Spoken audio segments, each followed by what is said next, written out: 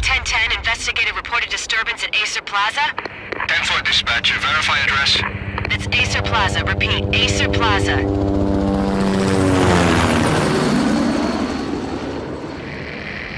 Shots fired on the rooftop. An assault in progress at Acer Plaza. Repeat, an assault in progress.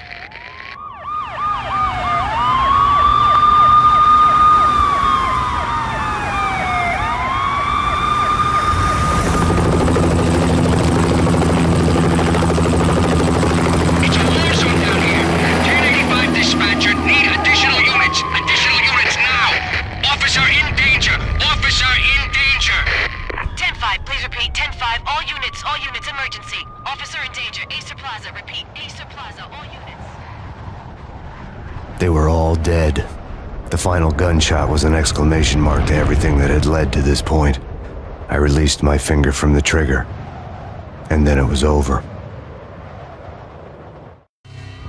To make any kind of sense of it, I need to go back 3 years. Back to the night the pain started.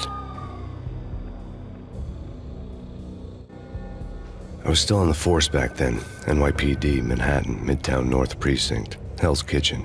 So when are you coming to work for me, Detective Payne? You'd make me work undercover in some hellhole. Sorry, Alex. Michelle and the baby come first. See? My last smoke. It's bad for the baby. That's you, Max. A regular Boy Scout. See, Alex? Still on for poker Thursday night, right? Like taking candy from a baby. Life was good. The sun setting on a sweet summer's day. The smell of freshly mowed lawns. The sounds of children playing. A house across the river on the Jersey side. Beautiful wife and a baby girl. The American dream come true. Honey, I'm home.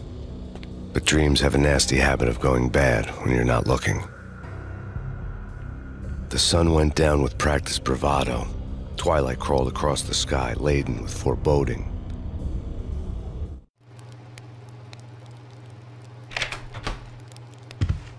Michelle, honey, anybody home? I didn't like the way the show started, but they'd given me the best seat in the house, front row center. What the hell? Something ugly had been tattooed on the wall, a map of things to come. It was a poison syringe, a magic tag full of diabolical meanings.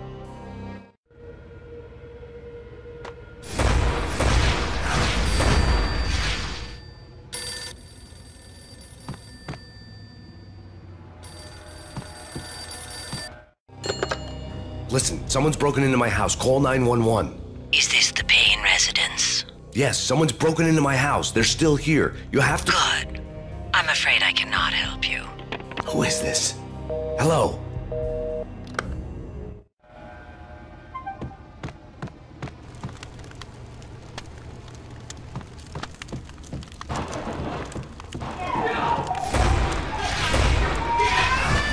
Michelle!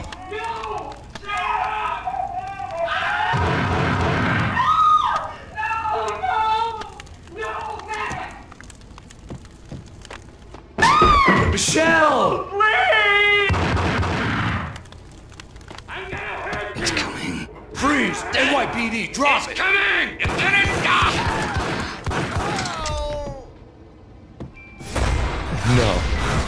No, please, God, no. The flesh of fallen angels!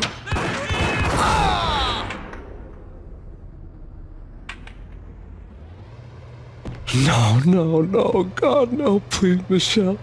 Oh, baby.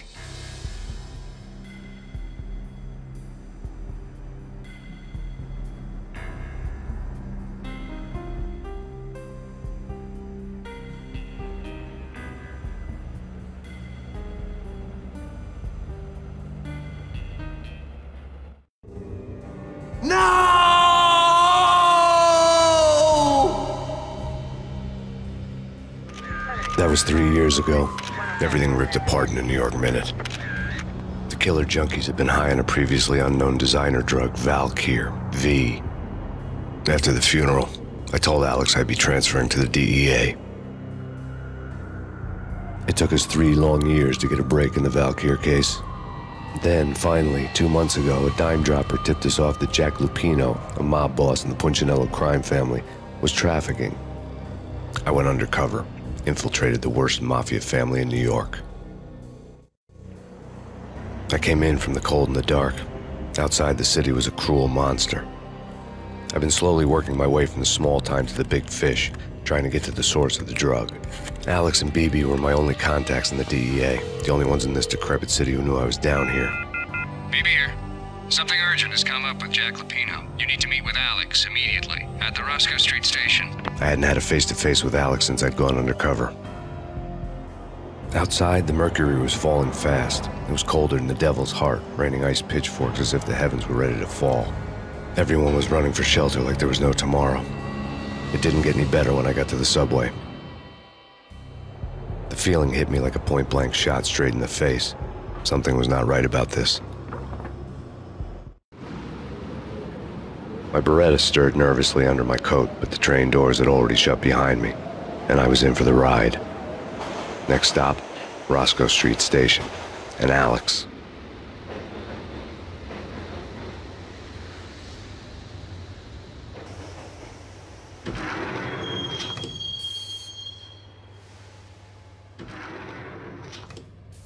The station was drenched in gloom. Alex was a ghost, nowhere to be seen. I'd have to look for him.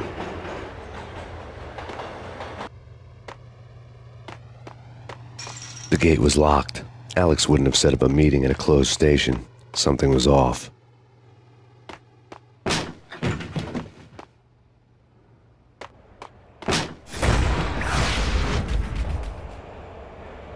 Death was in the air at Roscoe Street. I'd have to find Alex fast.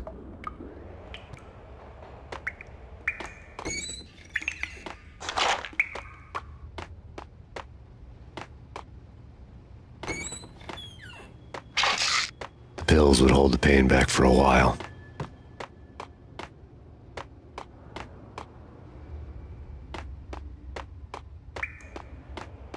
Wasn't Jake supposed to take care of this? He and Mickey are having too much fun taking care of the cop up there. What's the plan? Simple. Gun down every mother-loving bastard that gets off the train. Sweet. Didn't the train go already? No idea. Let's just wait and see. Hold it!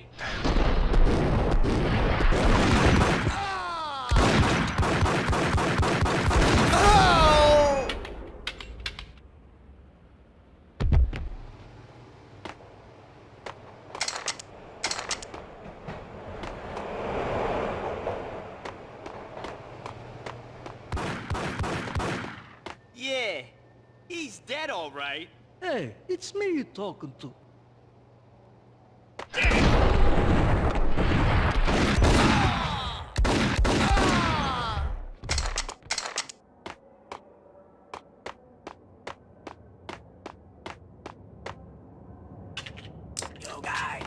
Yo guys, hey, we're getting around. You hear me? Hey! Oh!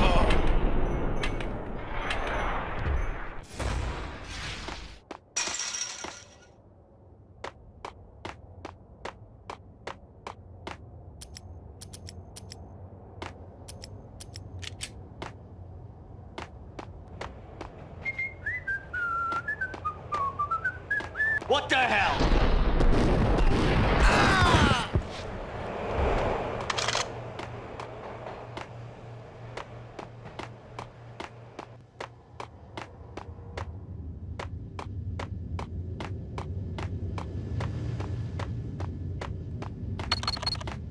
The security panel let out a mocking cackle. I'd need the right code. True. You said it. Hey, yeah!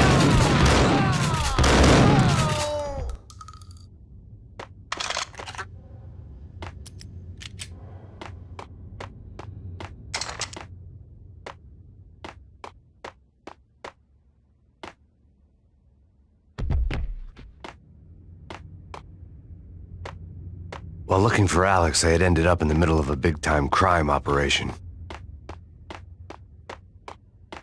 Hitting Roscoe Bank ain't exactly keeping low profile. The riskiest heist ever, huh? But hell, the payoff makes it worth it. Yeah!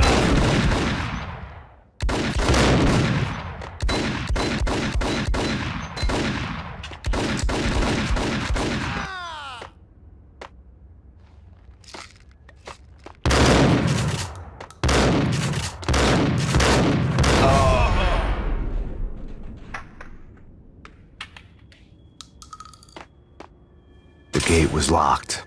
I would have to find another way to get to the tunnel.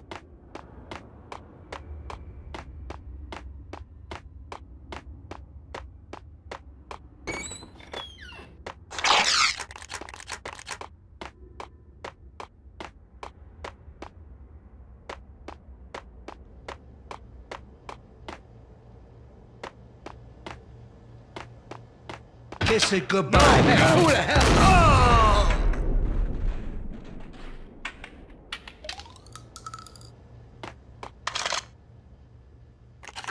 You saved me, man. What's going on here? A massacre.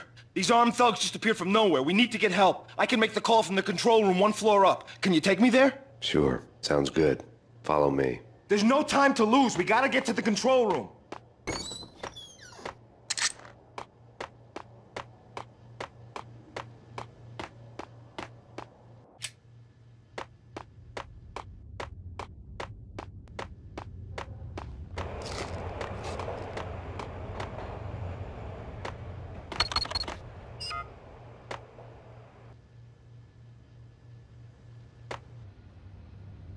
Home free. This way. Look out!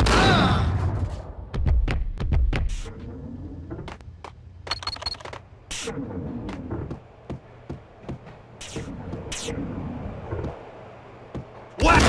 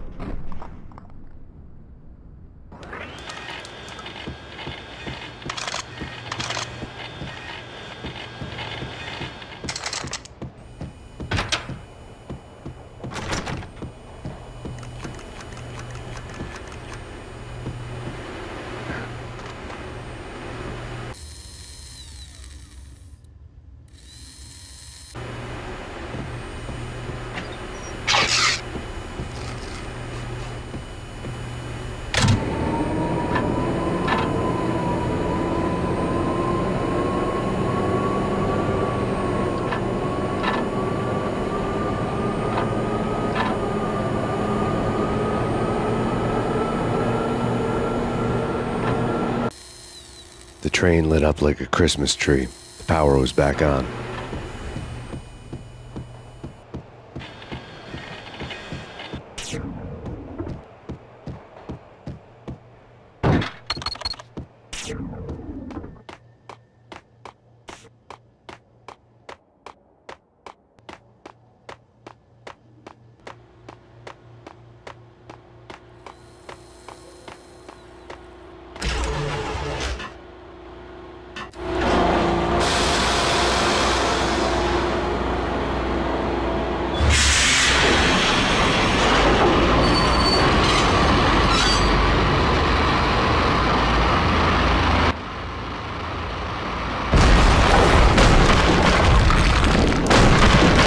So much for being subtle.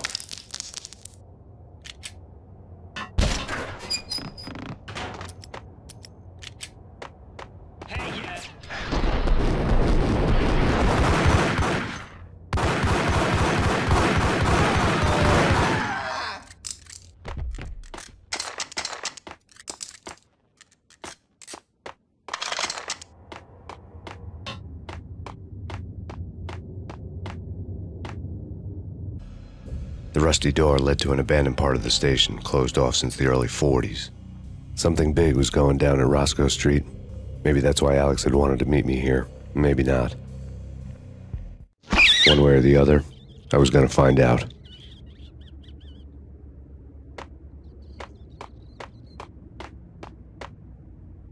No way. Come on. Fine, okay.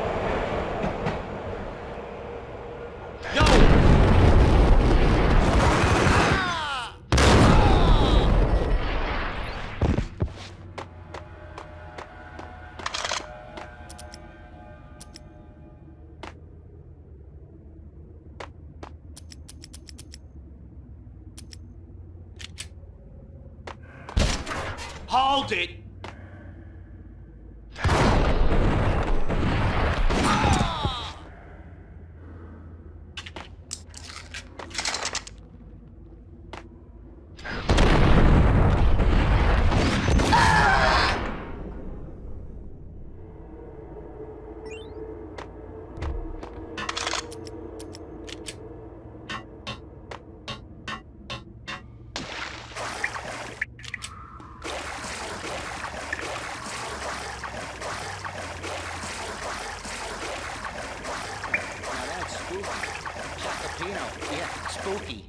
But also, it's like the failure count is rising.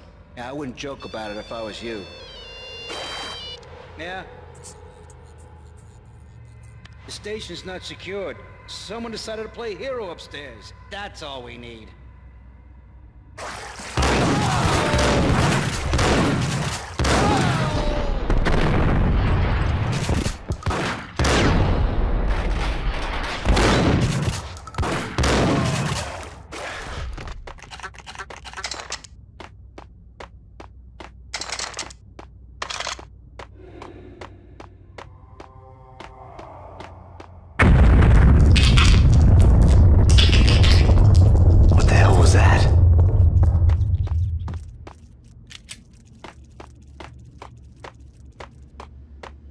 Here. Give me the detonator. What are you talking about? The detonator. I thought you'd bring it. You were supposed to bring it. Yeah, right.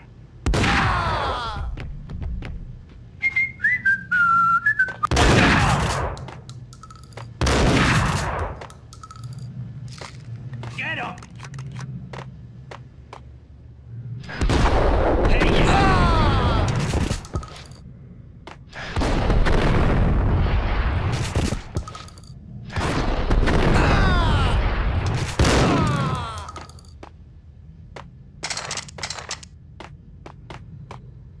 The door had been welded shut ages ago and the bomb was missing a detonator.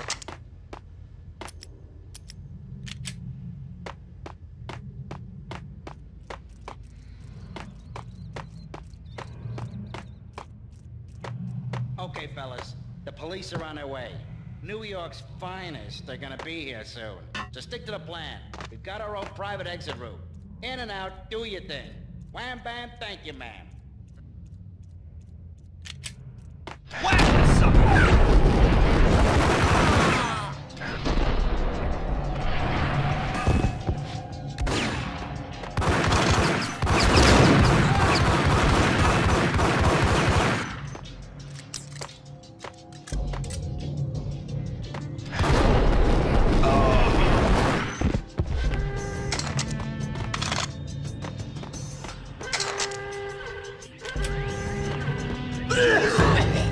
Hold it!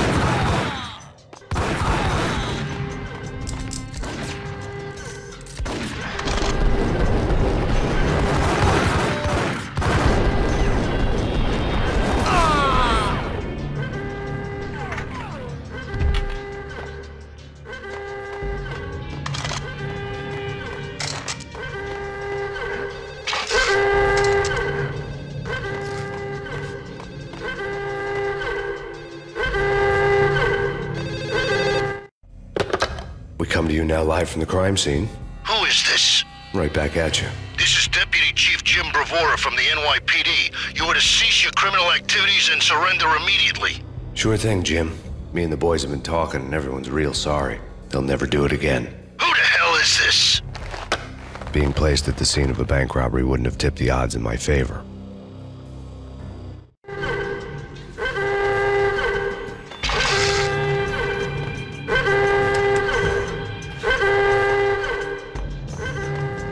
The bank robber's score lay on the table. The bank robbers have been after Acer Corporation bonds. The Acer success story had recently been on every channel and on the cover of every magazine.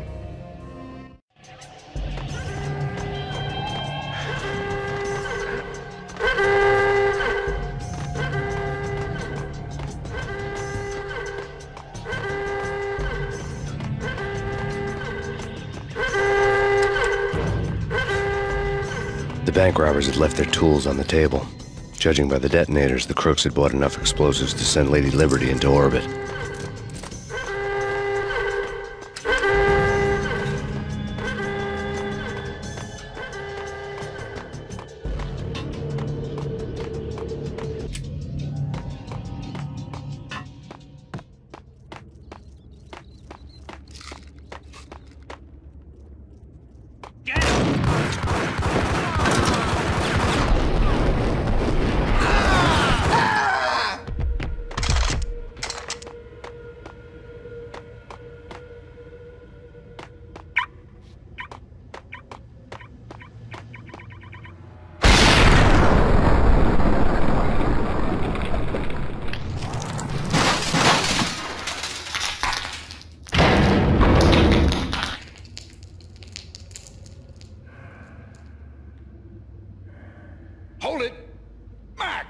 Jesus, you almost gave me a heart attack. I nearly shot you.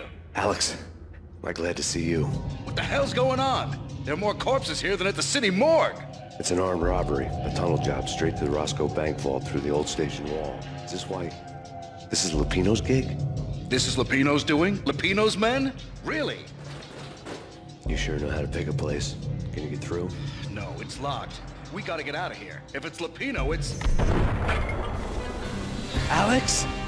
Alex! There was nothing I could do. He was dead. I could tell by the empty, accusing stare of his eyes.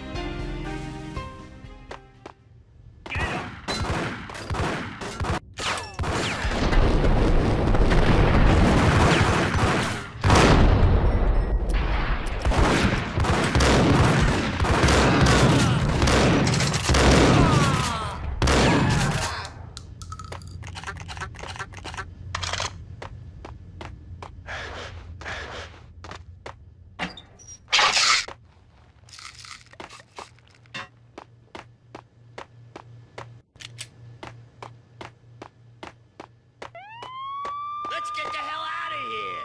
We'll be fine. Just take it easy. I'm allergic to sirens. We gotta get moving. Shut up, okay?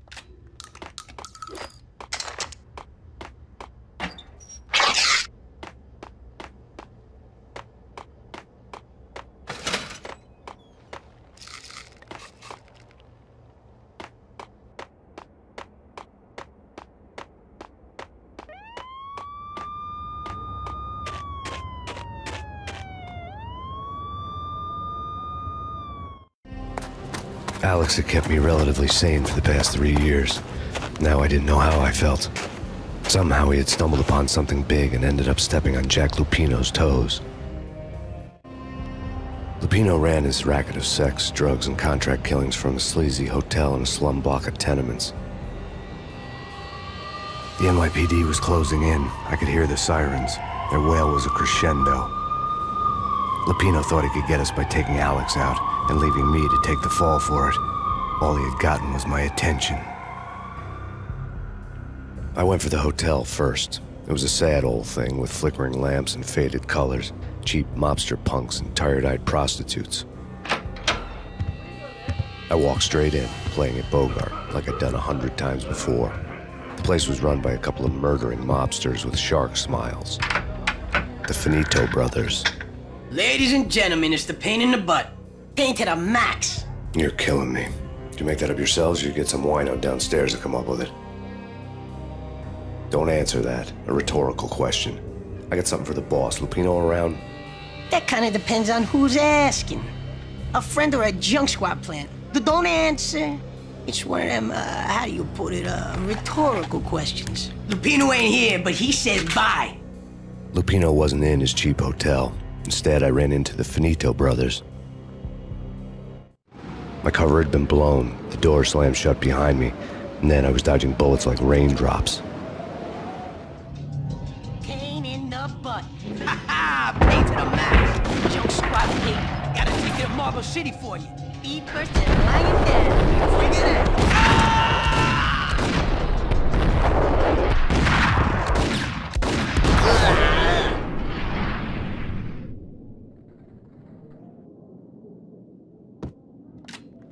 A letter on the desk caught my eye.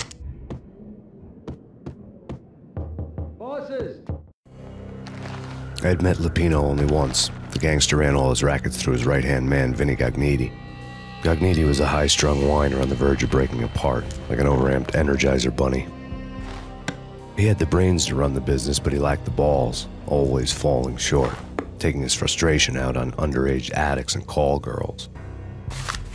The V deal goes down at your hotel. Jack's exact words, quote, "Vinny, You're in charge of this one, unquote. Rico Muerte's coming to see it through. Anything goes wrong and everybody's gonna get dead. Goes double for you. Treat this guy real good. Anything he wants, you give him. Don't screw this up or you're finito, finitos. A V deal meant added security, locked doors, and lots of nervous thugs with itchy trigger fingers. I'd seen nothing coming in, but that didn't mean it hadn't been there. Rico Muerte was a regular Kaiser Soze, a spook story told to keep the apes in line. 313. The finitos had scribbled Muerte's room number on the note's margin. Everything all right? Bosses? Joey? Vigilio? You all right in there? They're not answering. Call the others. Tell them to come quick. Okay, but we can't wait for them. We gotta go in now. Bosses, we're coming in. It's Payne!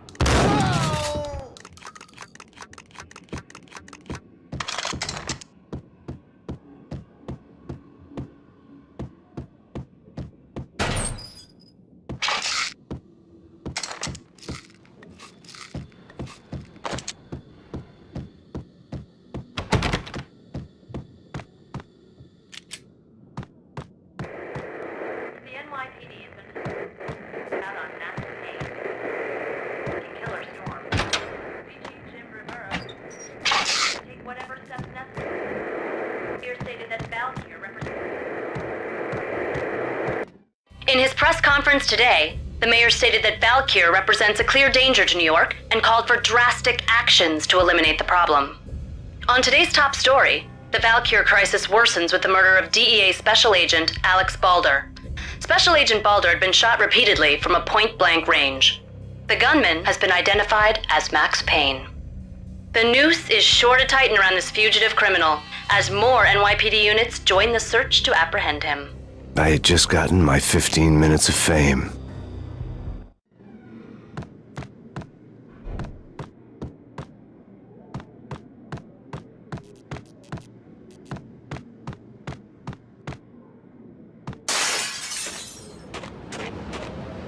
Yeah, something's wrong with the bosses. Payne's there and they're not answering. Let's go already. Payne's gonna pay in spades.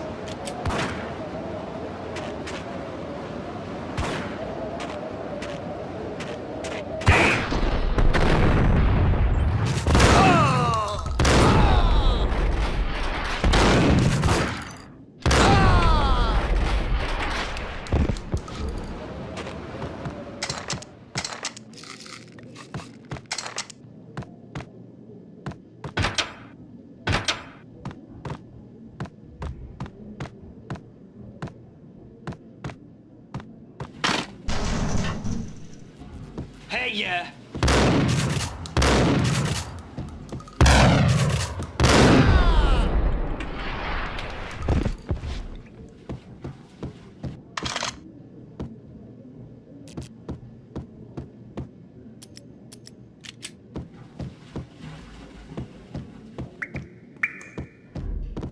Previously on Lords and Ladies. Lady Amelia, Marquis Valentine asks for an audience. Thank you, Lawrence. My lady. My lord? And now, an all-new episode of Lords and Ladies, brought to you in part by Acer Corporation.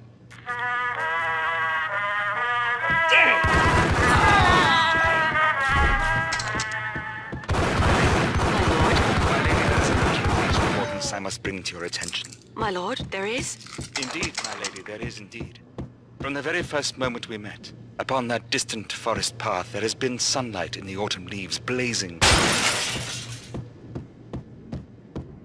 You're gonna die. You're gonna die. V-head junkies could go off without a warning. I had to be careful. There he is! Get him!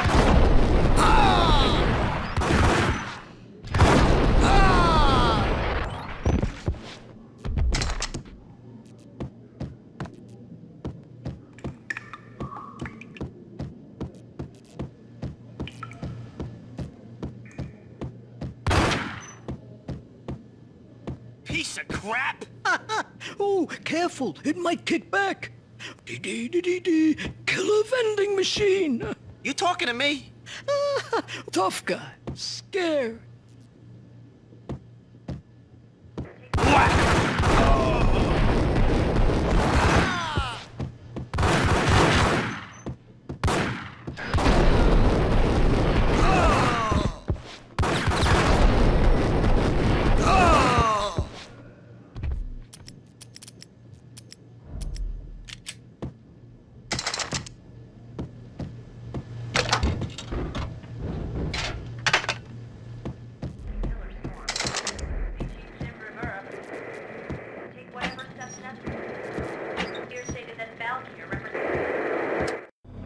Tonight, the city's fight against the nightmare drug Valkyr took a turn for the worse as DEA Special Agent Alex Balder was found brutally slain at the Roscoe Street subway station. A suspect was seen leaving the site only moments after the shots had been fired, and the NYPD is currently in pursuit of Max Payne, a repeated felon believed to be armed and extremely dangerous. And now the weather. The worst winter storm in recorded history continues to pound the city. The NYPD has been out on Max Payne. A killer storm. This party had been dead for a while. I couldn't say I was sorry I'd missed the show.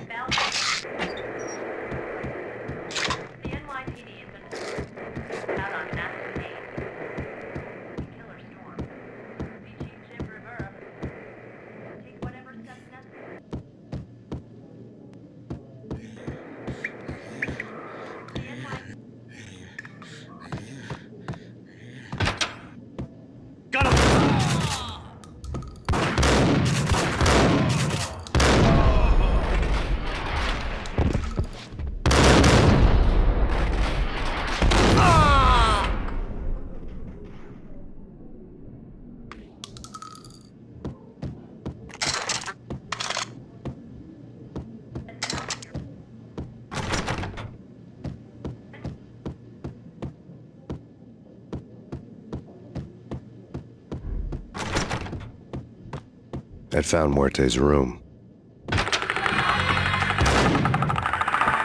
Muerte had received a letter. Our investigation had turned up nothing to link Angelo Punchinello, the head of the Punchinello family, to Valkyr. All tracks had ended with Jack Lupino. The letter in Muerte's room was signed by the Don himself. It was the first hint that the Kingpin knew what was brewing inside his syndicate. The trouble you got into after the Chicago screw-up. The Punchinello family bailed you out. You have been waiting for a chance to pay us back. One of our trusted boys has a monkey the size of King Kong on his back, and we need your special skills for backup on a major deal. Collecting evidence had gotten old a few hundred bullets back. I was already so far past the point of no return I couldn't even remember what it looked like when I had passed it.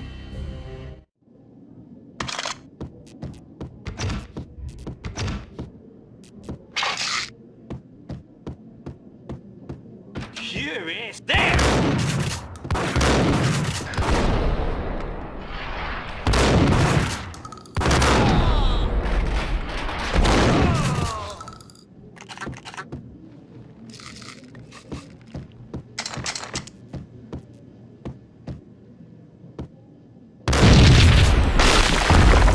Yo! Told you. God damn! I thought it was a bomb for sure. Nah, the Russian wouldn't dare. This has been waiting to happen. I thought it was a bomb. Hey.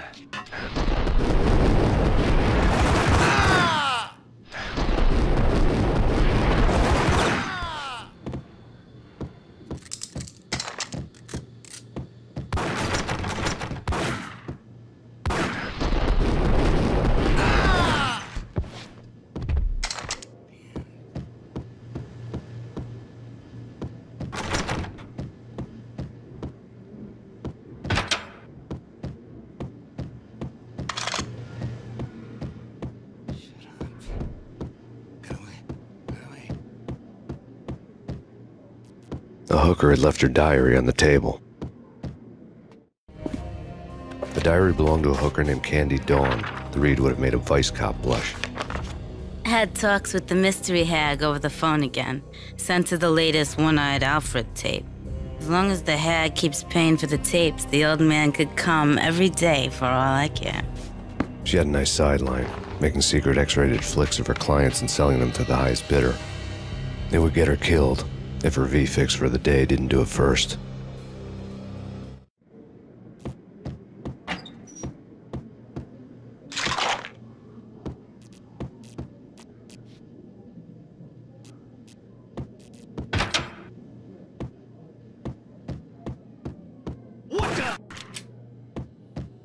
It's him. Go get him. No, wait. You go get him. You go and get him.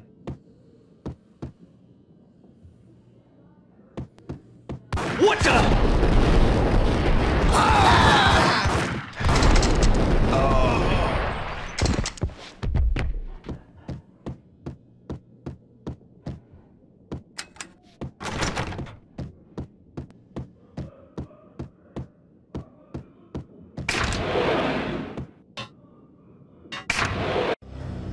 The old service elevator rumbled down to the bowels of Jack Lupino's hotel.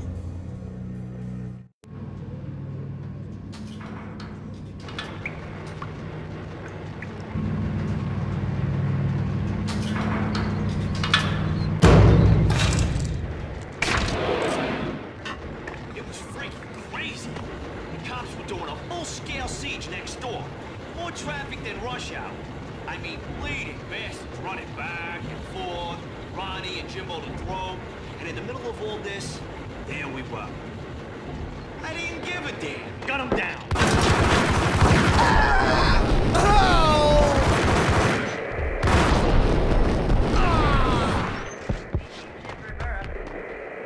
Take whatever steps necessary. You're stated that Valkyr represents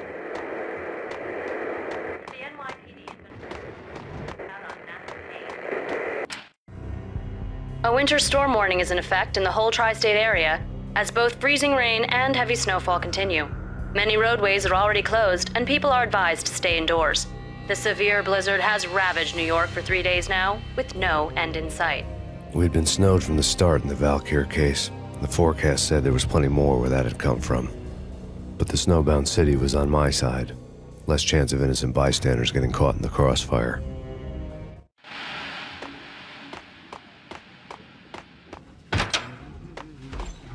The sucker!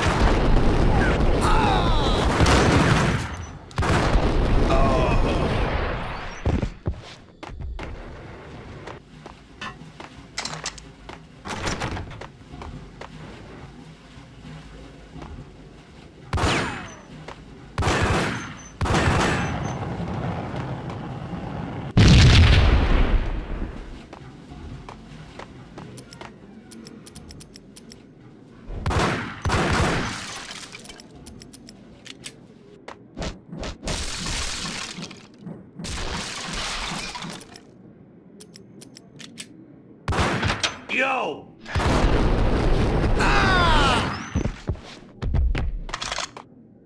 Exhibit number 1, a newspaper.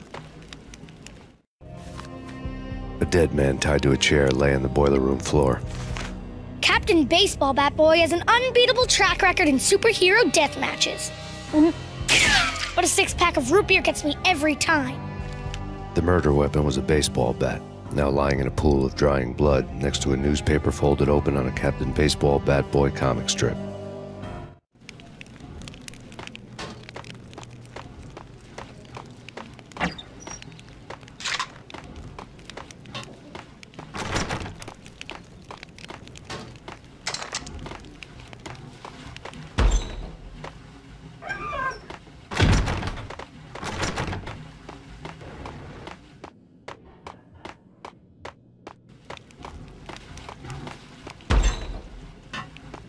Vampire movies. Why are they always set in LA or Mexico? They can't even get a tan. If I was a bloodsucker, I'd move to the North Pole. Winter's one long night. Yeah, and what would you eat? Suck blood from penguins? Nah, Eskimos, man. Whack the sucker!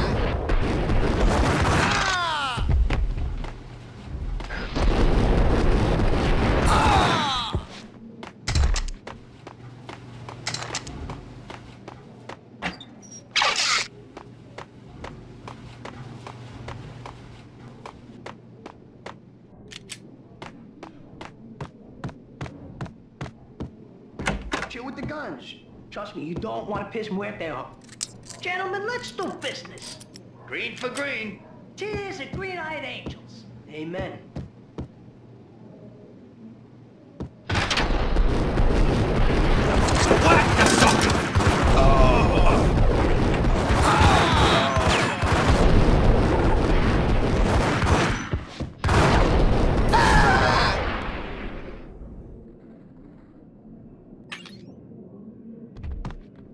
A lifetime ago, this would have gone down as a narcotics arrest.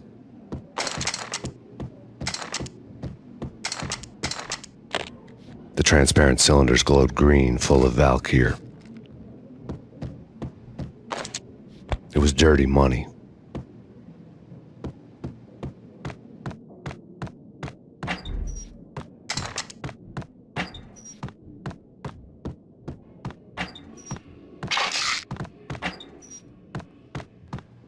There was a key on the table.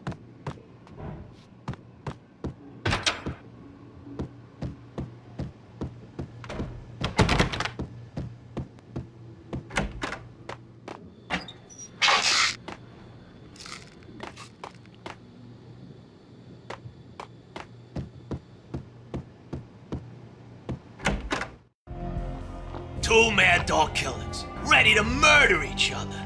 They step into the next room, and I'm thinking, now they're gonna do it. But no. They sit down in front of a TV and solve their differences with the Kung Fu fighting video game. I tell you, Candy, I was so depressed, I strangled them both with the video game cables. Oh, Rico, you're so bad. I am, ain't I? Rico Muerte, big-time hustler. Who the hell? It's that cop. Muerte went for his gun. Do something. It's pain.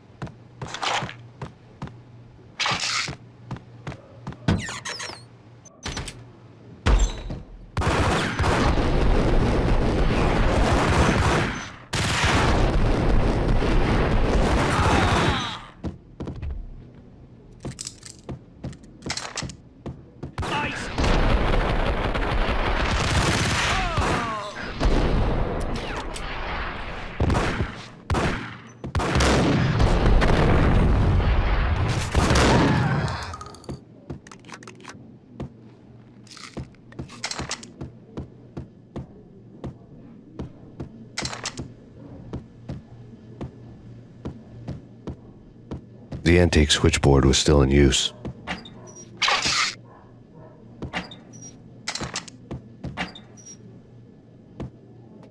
There was an old telephone switchboard in the back room of the reception area, the kind that made phone tapping child's play. It wasn't hard to picture a fat pimp sweating with headphones on, listening to his hookers talk dirty and fake orgasms over a web of party lines, the blood veins of New York. Right now, there was a different set of moans and groans going on. Boss, Corneli, there's Max Payne. He came, started capping us. He killed him. Are you freaking kidding me? He's just one lousy cop. You better be freaking kidding me. Whack him. What's the freaking problem? Hello? Answer me. Hello? The word was out. A deadly virus released into the city's corrupt circulatory system. Something wicked this way comes. Max Payne at large.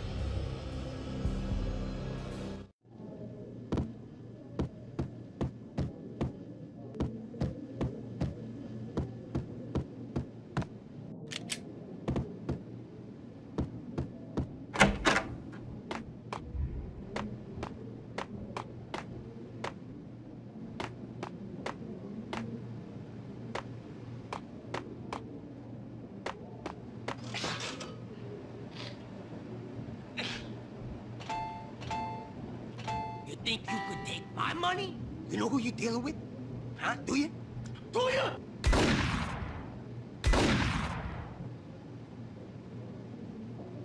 Hey!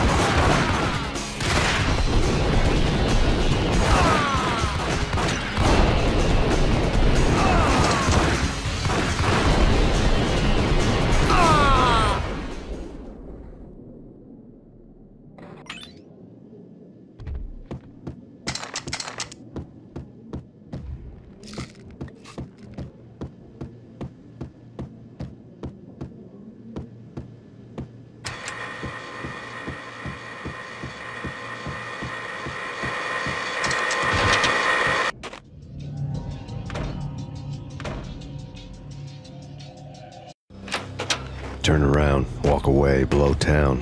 That would have been the smart thing to do. Guess I wasn't that smart. Lupino's tenement buildings were a seedy hangout for all kinds of sleaze. A liquor store, a pawn shop, a laundromat full of mobster bookies and loan sharks. The list went on. The how and why of it was a mystery to me, but they knew I was a cop. They knew I was coming, and they were going to get real trigger happy about it. I got to see Lupino's hangout all lit up. A bomb went off, turning snow into liquid gold. A pillar of fire lifted the remains of a car straight up into the air. The flames were highlighted on the hood of a black Mercedes-Benz as it coasted down the street real slow, as if the driver didn't have a worry in the world. I got a good look at the man riding shotgun. It was Vladimir, the head of the local Russian mob, the fly in Don Punchinello's soup. The ringing in my ears was the sound of a mob war being waged.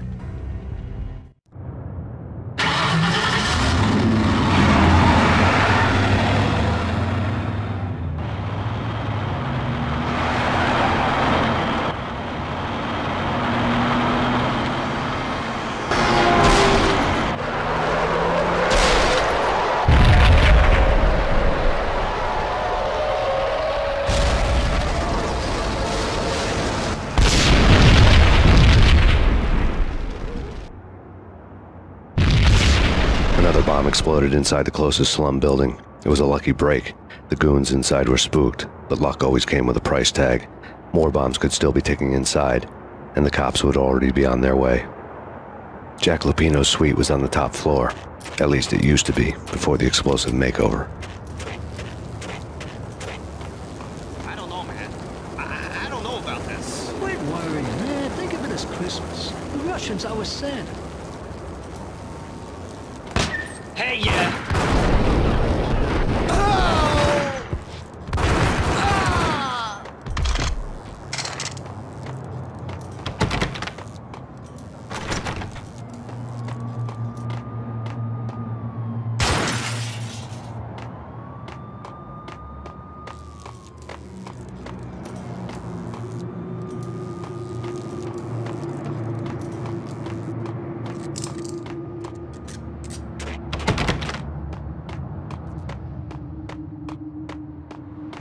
The headlines were a depressing read. The headlines were screaming bloody murder. The storm was a screaming duet with the approaching prowl car sirens. It was all a scream when you were down for the count and wanted for murder.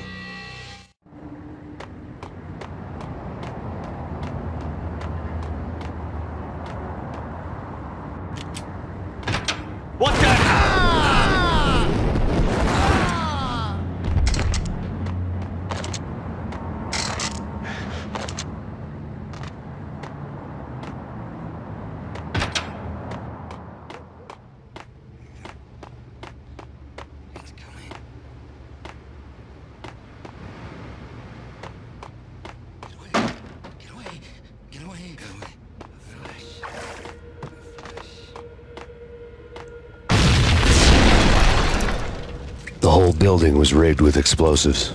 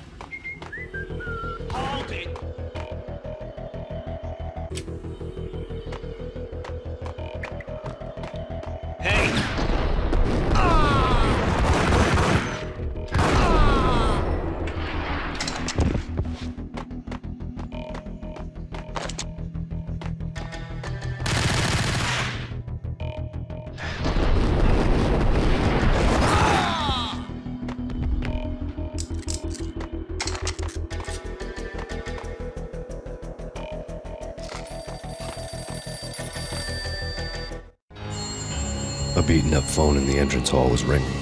It could have been just a junkie in need of a fix, but it turned out to be something more sinister than that. Am I speaking to Mr. Payne? Who wants to know? My name is Alfred Woden. You must hurry. The police are on their way. Tell me something I don't know. They know you're there. How? And what's it to you? I will contact you again. The cops arrived, sirens singing in the off-key harmony of a manic-depressive choir. I had a few minutes while the SWAT team would go through their usual routine. By the time they busted in, I needed to be long gone. Max Payne, this is Deputy Chief Jim Bravura from the NYPD. Drop your weapons and come out with your hands above your head.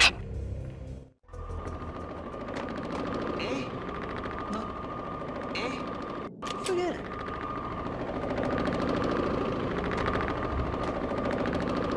Gun him down!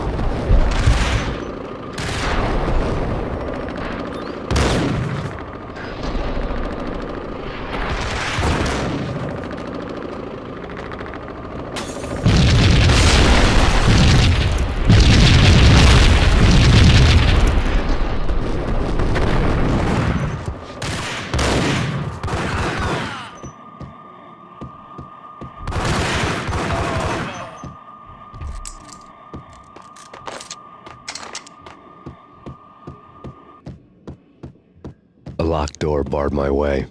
I needed a key. Someone had left a letter on the counter. Suddenly it all made sense. The bombs, the Russian mob boss making an appearance in person. Gognitti was his usual self, all talk and no walk. After our hit, the Russian has only a couple of guns left and they can be bought. There's no freaking way he has the guts to try anything after that. As it turned out, the Russian had plenty of guts. One thing you could count on, you push a man too far and sooner or later he'd start pushing back. There was a key on the shelf. This is your final warning. Surrender or we'll be forced to take action. Don't make us come and get you. Put your hands on the CD.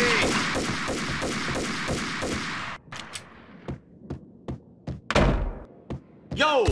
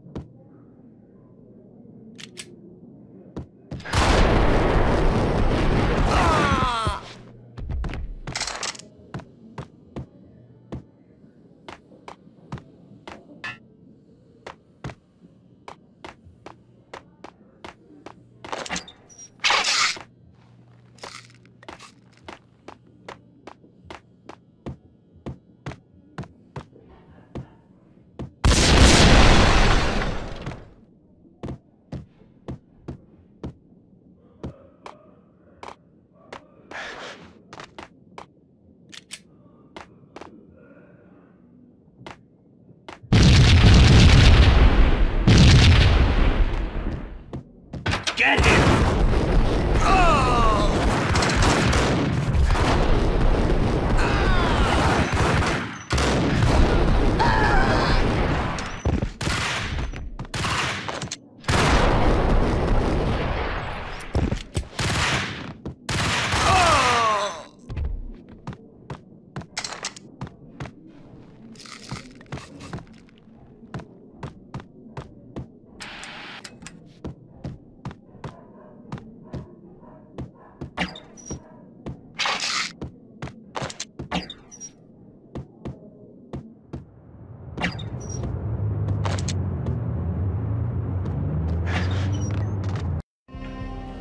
bombs had destroyed all the stairs up to Lupino's office. The alternate route led there by way of adjoining rooftops.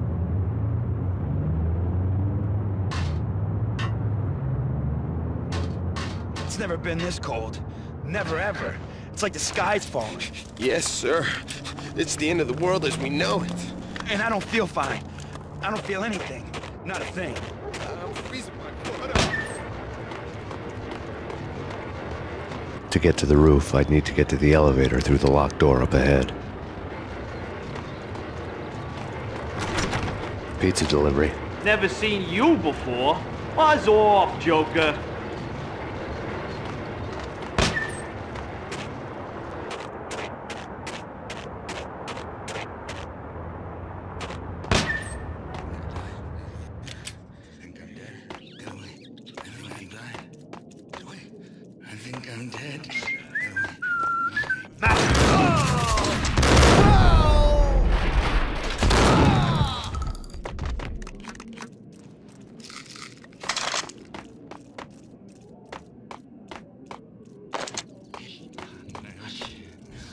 Hold it!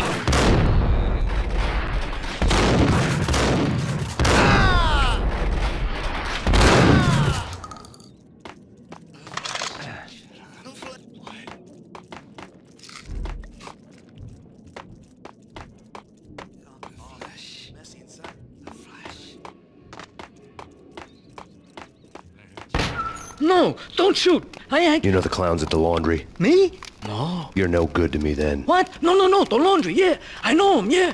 Get me in there. Okay.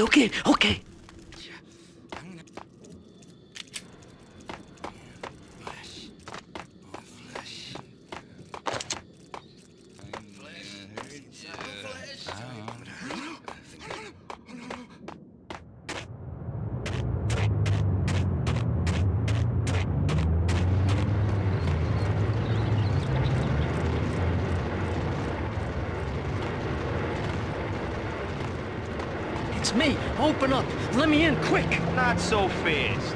The password. John Woo.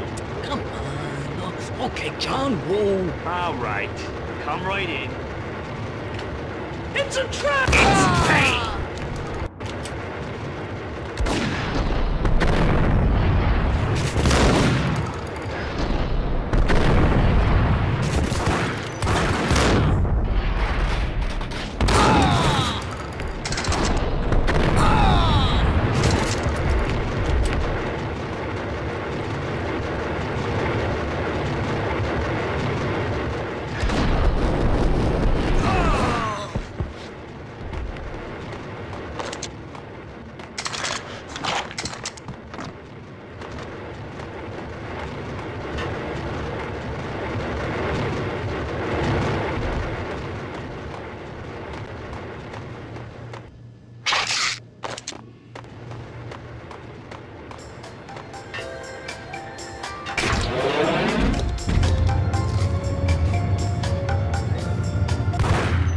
Thank you.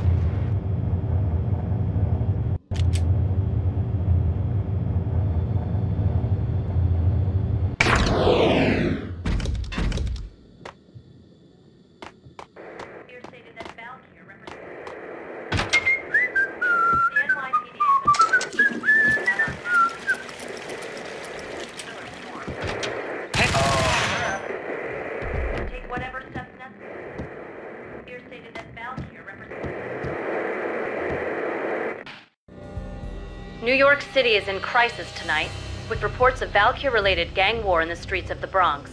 Apparently, Max Payne, wanted for questioning in connection with the slaying of a DEA special agent earlier tonight, is waging a one-man war against his former partners in crime. Among the listed casualties so far are notorious mafia members Joey and Virgilio Finito, as well as Rico Muerte, himself a fugitive from the law, and a suspect for several murders in the Chicago area. The NYPD has been placed on full alert. A citywide APB has been put out on Max Payne. Deputy Chief Jim Bravura has promised to take whatever steps necessary to bring him to justice. What those steps may be remains to be seen. For NYCNN TV News, this is Kira Silver.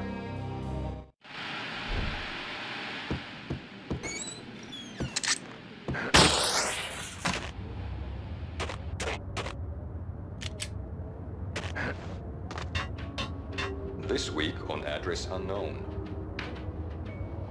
Hold it! It's the last place I'd want to end up. But that's where I always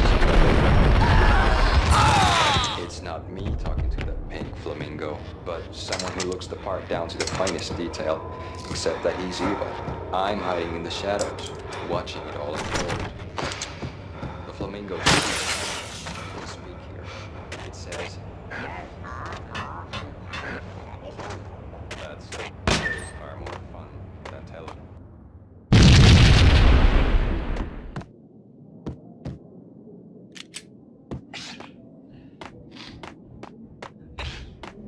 Red, blue, or green? It's always red or blue in the movies. So, green? No, not the green.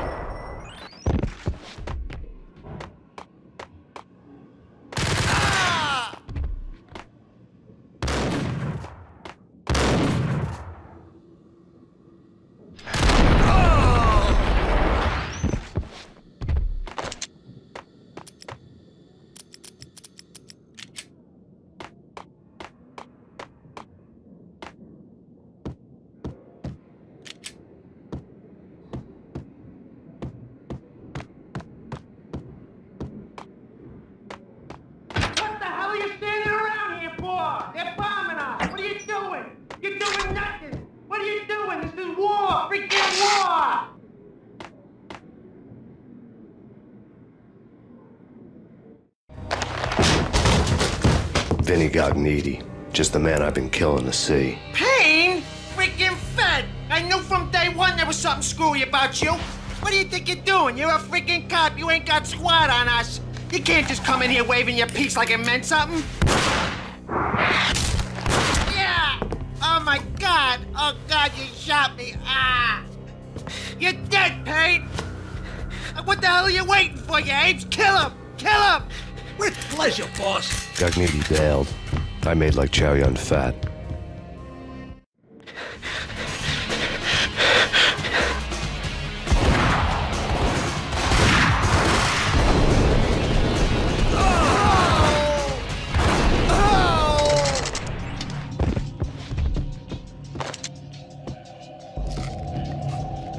A crumpled letter lay on Gognitti's desk.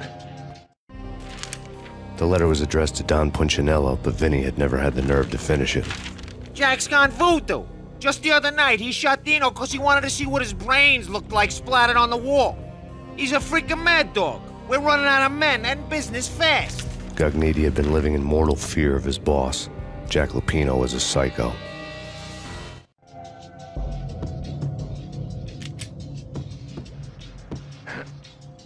Vinny Gognitti was running scared. He could run, but with a bullet in his stomach like a broken bottle of Tabasco, he was quickly running out of time. He knew where his boss was, and I wanted to square things up with Jack Lupino. Gognitti would be moving fast. I don't know about angels, but it's fear that gives men wings.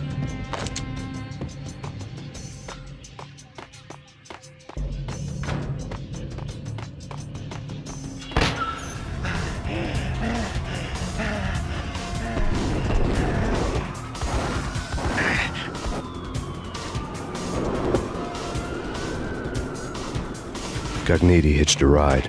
To catch him, I'd have to follow his lead.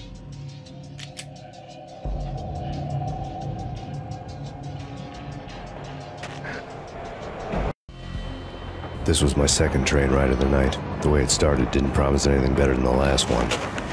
Freezing wind tearing at my face like sandpaper and razors, ice hard and slick under my hands and feet. And somewhere in the background, the wail of sirens, the city howling after me.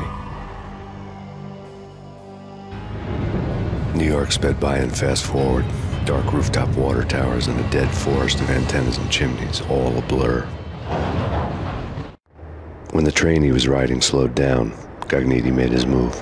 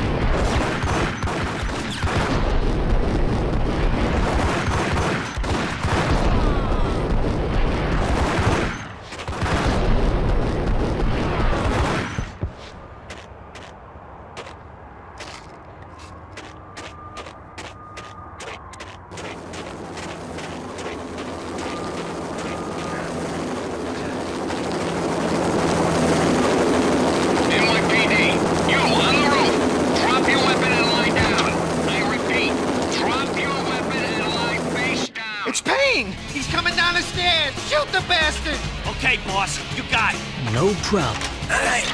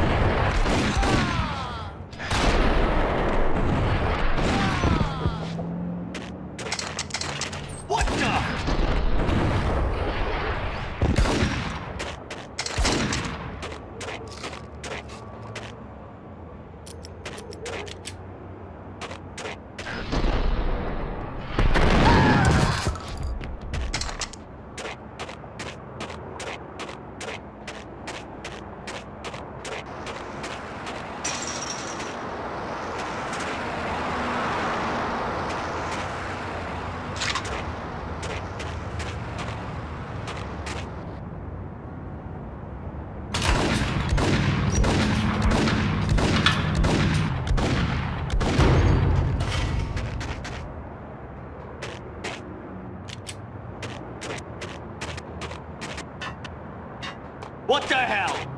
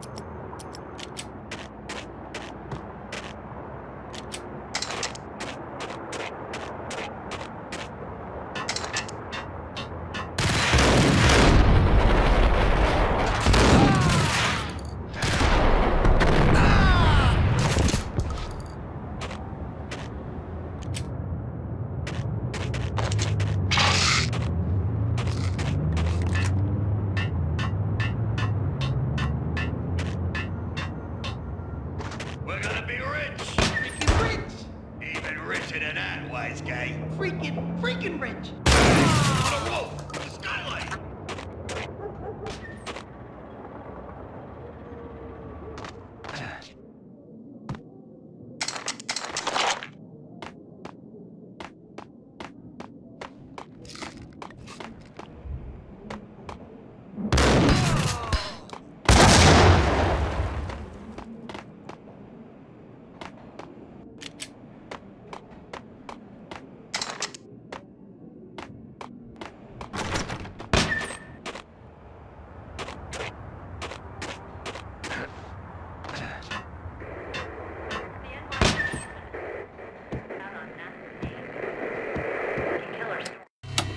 Max Payne has nowhere left to go. We are very close to capturing him. You'll get a full statement then.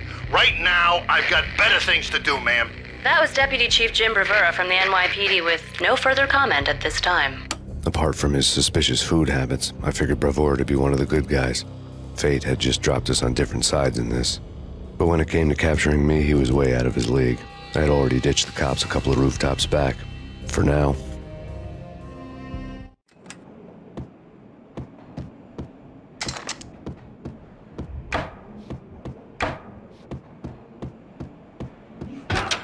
I can hear him. Ready? Keep your guns pointed at the door. Okay, this is it. Any moment now, Payne's gonna bust through that door with murder in his eye. It's either him or us.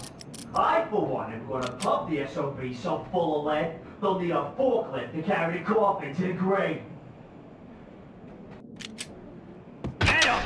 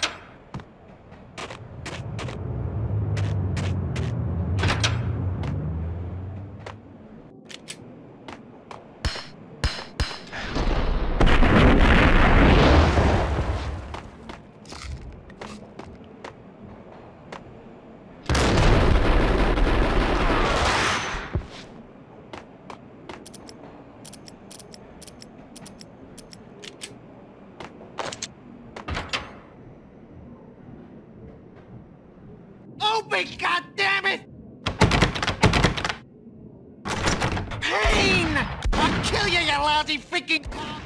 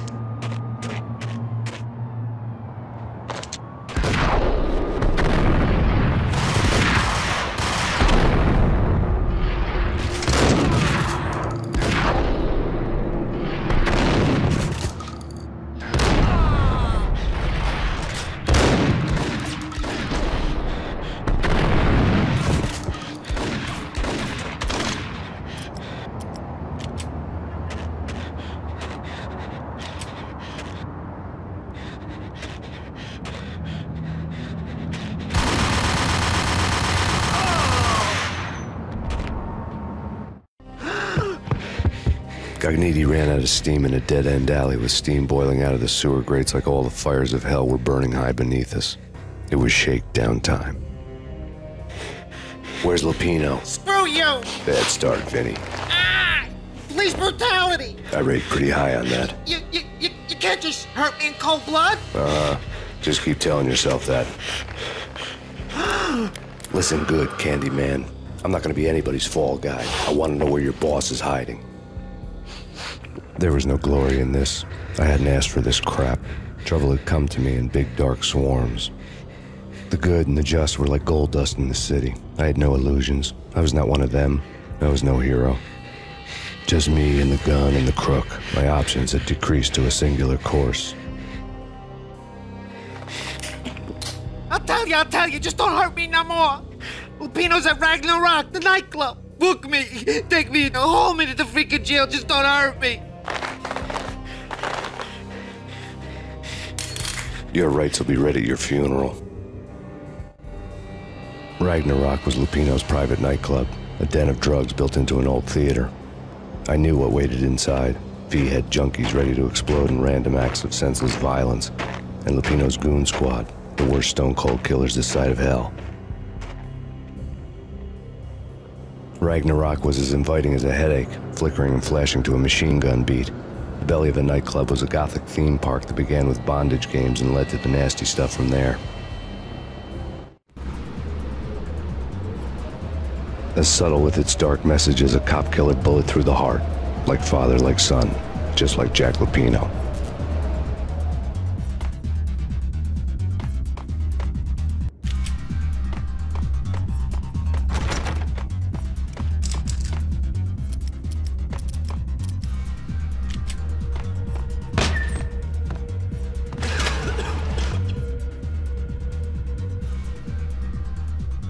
Whack the sucker!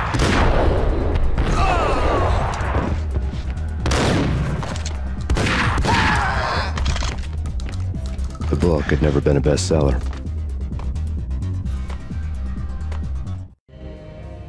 Given the setting, I was surprised to find that somebody had been passing time reading. The paperback was entitled, The Age of Murder and Storm.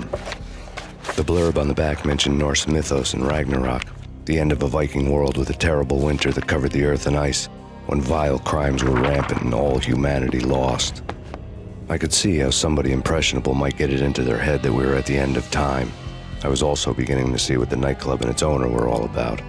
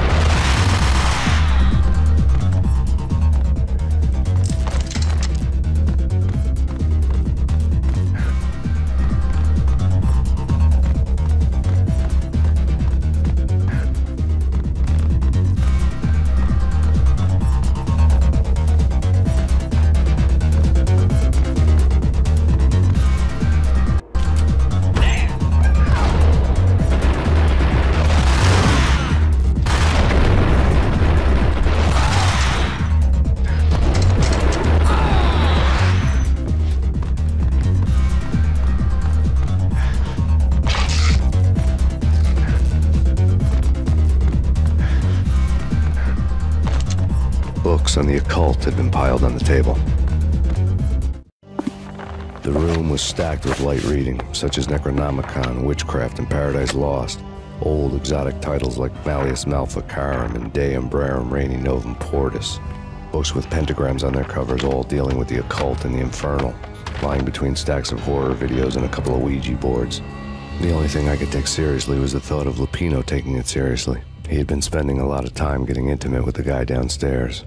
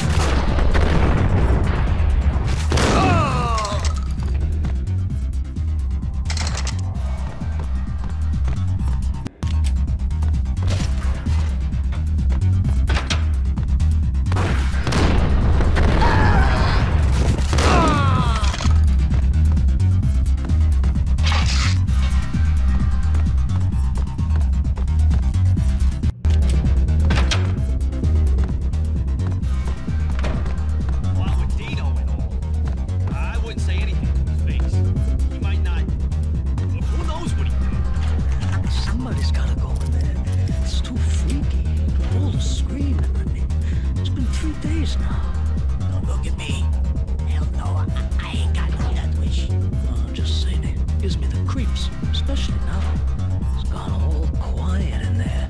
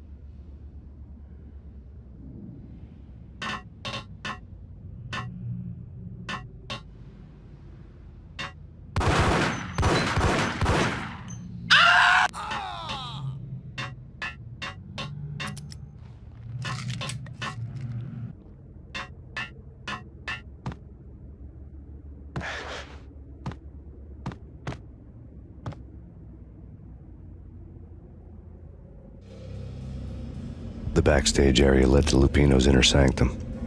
The hot air inside was like an invisible wall, thick with incense and something else, a sickly sweet smell that made you gag. This was the rotten core of the Big Apple. Lupino lurked somewhere ahead, like a spider at the center of his web, waiting. The vapors in the air started to make my head swim. Torn pieces of a letter lay scattered on the sofa. Punchinello had threatened Lupino in writing. The note had been torn to pieces, bloody fingerprints all over them. Don't want you to think that one of my boys is not playing with a full deck. Shape up, Jack. We are running a business here. I'd hate to send the trio to strong-arm you. The trio were the Don's notorious henchmen. It was obvious that Lupino hadn't been intimidated by the threat. Lupino's notes covered the table. Jack Lupino was crazy, all right. The table was scattered with notes of demented arcane nonsense written in rusty blood, a mishmash list of demons, devils, and dark gods evoked. Beelzebub, Asmodeus, Baphomet, Lucifer, Loki, Cthulhu, Lilith, Hela! Blood given to you all. He was after that old Faustian deal, your soul for power and fortune. Just sign on the dotted line with your blood. Lupino's notebook lay on the pedestal. Jack Lupino was crazy, all right. Mythic wolves, let loose to devour the sun and the moon. Lupino is the wolf. I'm Mr. Beast, the big bad Fenris wolf. I'm the end of the world man, wearing the flesh of fallen angels. After Y2K, the end of the world had become a cliché. But who was I to talk? A brooding underdog avenger alone against an empire of evil, out to right a grave injustice. Everything was subjective. There were only personal apocalypses. Nothing is a cliché when it's happening to you. The flesh of fallen angels! Come to me all! Astaroth, Beelzebub, Asmodeus, Baphomet, Lucifer, Loki, Satan, Cthulhu, Lilith, Hela! Blood to you all! Secret. The skin of reality. I've seen it. The corruption of flesh. Oh! I'm the wolf, yeah! I am the wolf! It's close. It's coming. You have come. A witness to the end of time. It's now! I will rise to her side! I don't need the words! I'm beyond the words!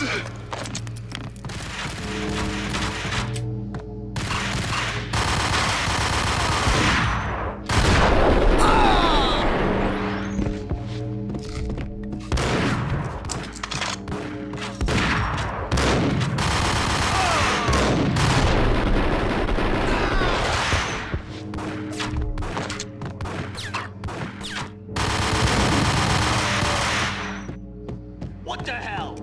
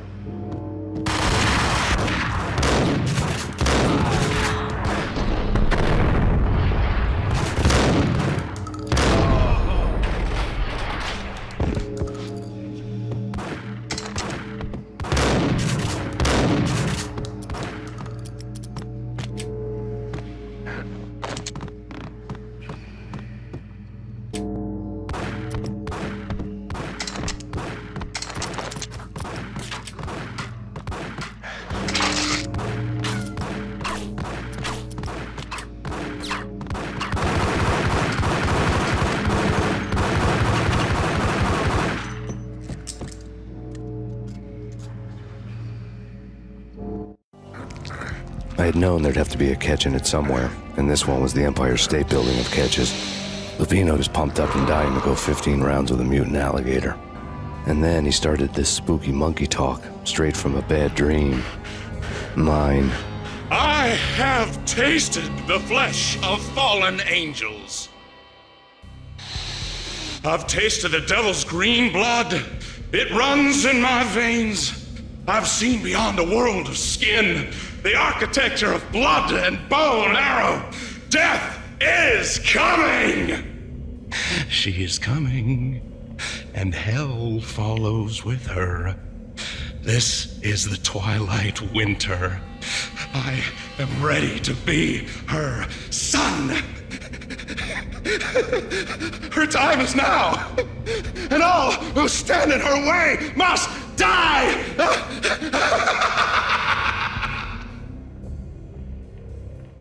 Die! You'll die! You'll die! Now! All die! Oh! The wolf!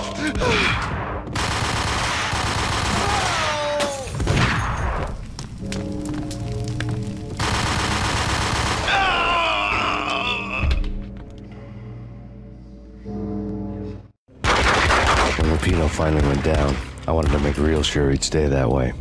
V was a bad monster. Turned them into friggin' zombie demons from outer space. I think he's dead already. Huh? And that's when it happened. But dead or not, you've got the wrong guy. In stepped this knockout femme fatale holding a gun to my face. I returned the favor. Lisa Punchinello. Lisa Punchinello was the Don's wife. Mona Sachs. Lisa's evil twin. Your safety's off, evil twin. You might hurt someone with that gun of yours. Lisa's the damsel in distress. I'm the professional. I'd blow you away without batting an eye. Sure, and you can check out my credentials splattered all over this joint. Jack couldn't have framed you. Not the state he was in. We're after the same slime bag. Angelo Punchinello's the one who murdered your friend and framed you with it. You know this for a fact. I've got my sources. I don't have a clue these days. I just shoot them as they come. Who put a contract on the Archfiend? This one's mine. I hate the guts of that sadistic wife-beater. Why not pool our bullets for this one? I thought you'd never ask. My finger was starting to twitch. How do you like your whiskey? I'm easy, as long as you don't try to slip me a Mickey. You're a real angel, Max. It was good stuff. Tasted sweet as honey going down. Nothing personal. Can't risk you going berserk and getting Lisa killed.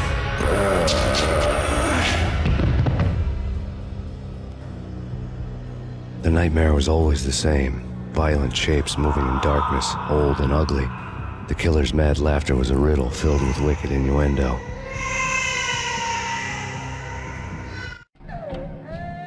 Somewhere, the baby was crying.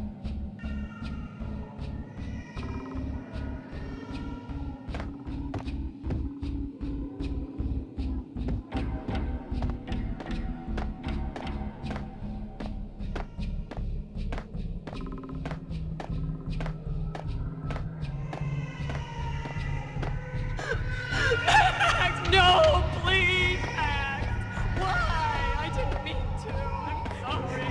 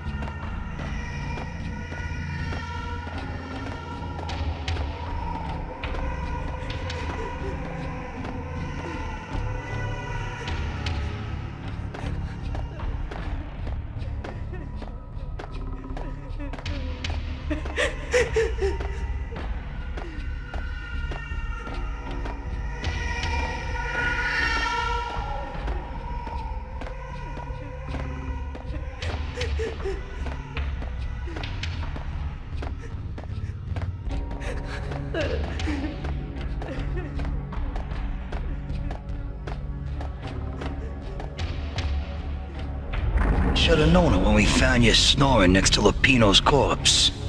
A comedian, huh?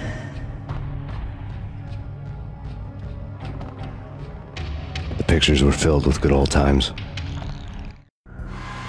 Alex and I had a few moments of glory between us. Crime-fighting comrades, the best in NYPD DEA collaborative team. Good-hearted macho bullshit like that.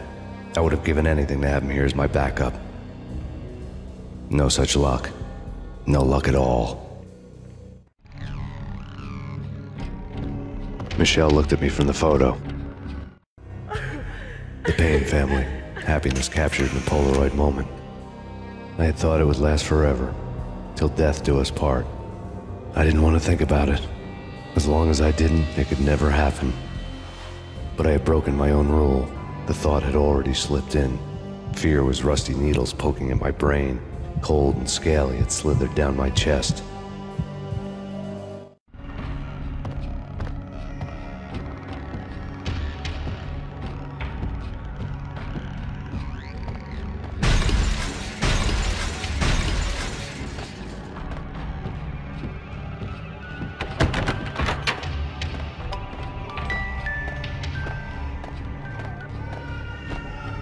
I really love to watch cartoons. Captain Baseball Bat Boy's my favorite.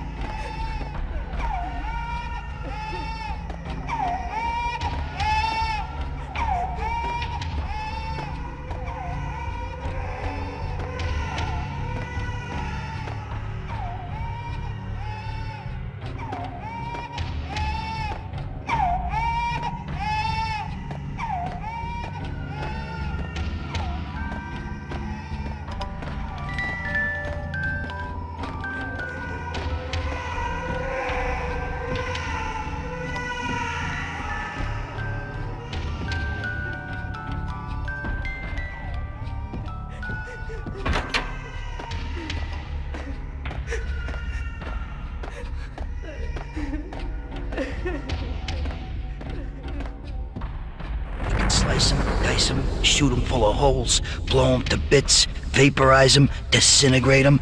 No matter what you do, they'll still be back, good as new. Michelle's diary lay on the table. Michelle was working part-time in the district attorney's office. Her diary was open on today's entry, her handwriting all pretty curves. An army dossier found its way to my desk yesterday. Valhalla? Isn't that a Norse myth? Something about Vikings? I tried to tell Max about it, but he was busy, that cute frown on his brow. Guess it's nothing, just a mix-up at the courier service. From now on, I would always find time for her. It was a hollow promise. Too little, too late.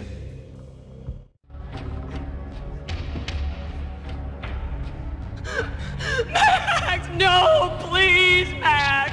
Why? I didn't mean to. I'm sorry.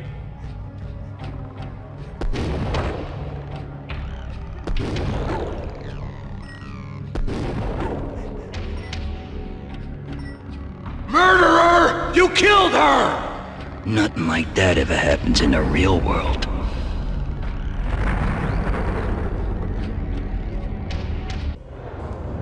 I woke up in a bad dream. My head felt 2 sizes too small for my brain. Max Payne. I envy your name. And the killer was smiling. Pleased to meet you. I'm Frankie the Bat Niagara. Niagara, as in you cry a lot? He had a baseball bat and I was tied to a chair. Pissing him off was the smart thing to do.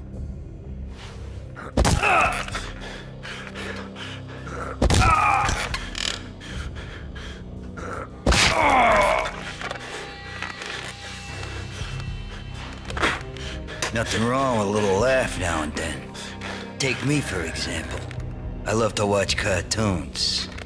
Cartoon violence is a fascinating thing. Let's take a break.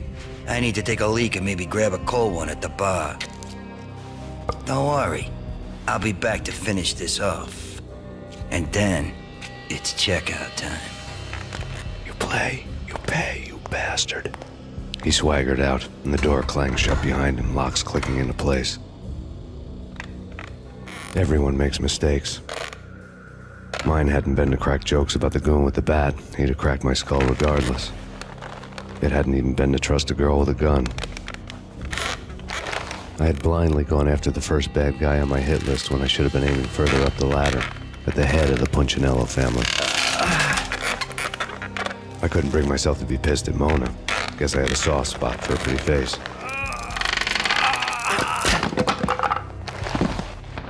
But when somebody decides to play baseball with your head, you tend to get sore. They had dragged me back to the basement of Lupino's hotel. I was beaten, bruised, and blue. I felt like the chair I had broken to get free.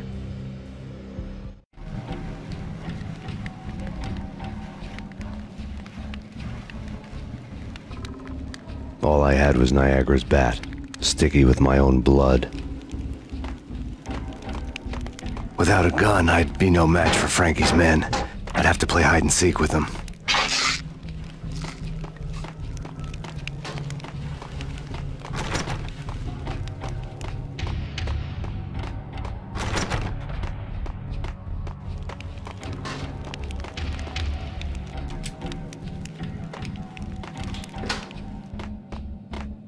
It's Frankie's turf. He'll take care of it. Yeah, I know. So I wouldn't mind having a go at him. It's Frankie's turf. Yeah, I know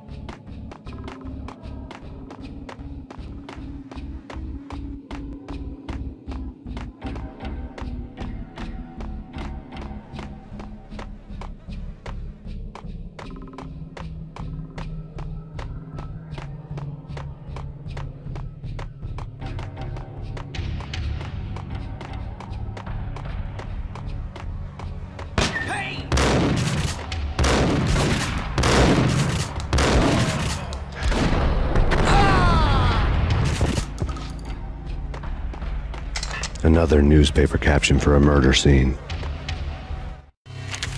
Frankie had left his calling card, a Captain Baseball bat boy strip, next to a sewer passage filled with bodies.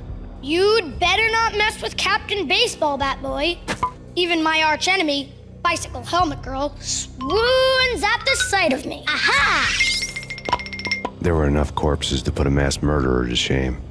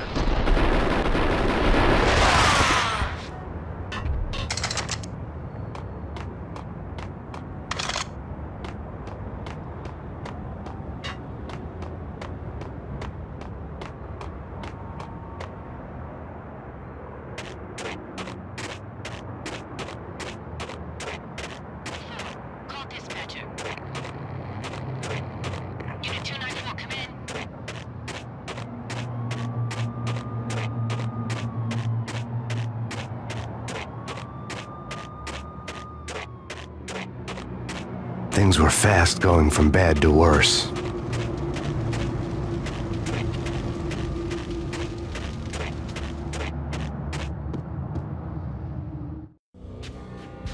The men in blue had come and gone. They had decorated the place with chalk outlines and tied it together with yellow tape. The cops who had stayed behind were dead. Frankie, his boys, and I had the place all for ourselves.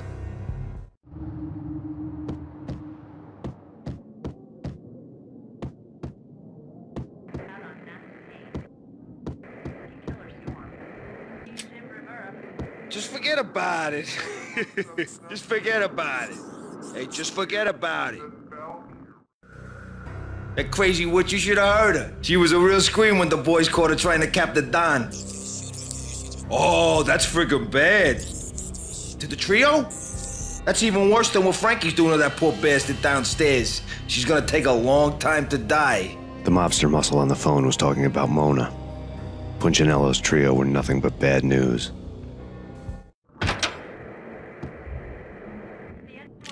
It's Payne!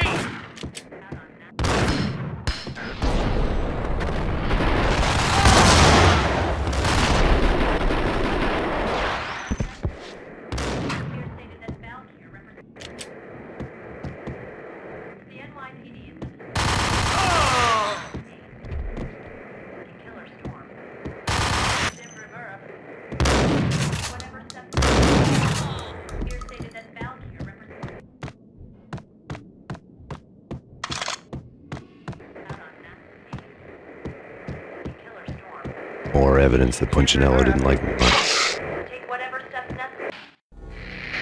The fact remains that all the victims so far identified in the Ragnarok shooting have been known criminals, many of whom had large doses of V in their blood.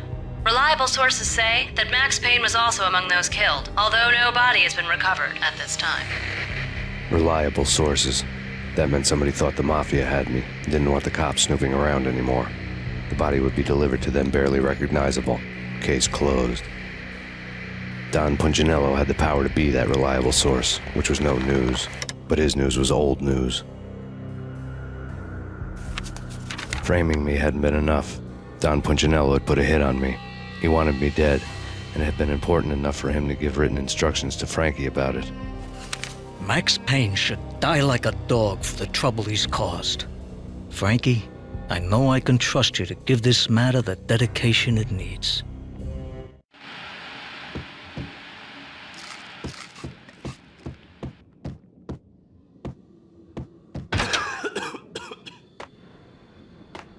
Hey,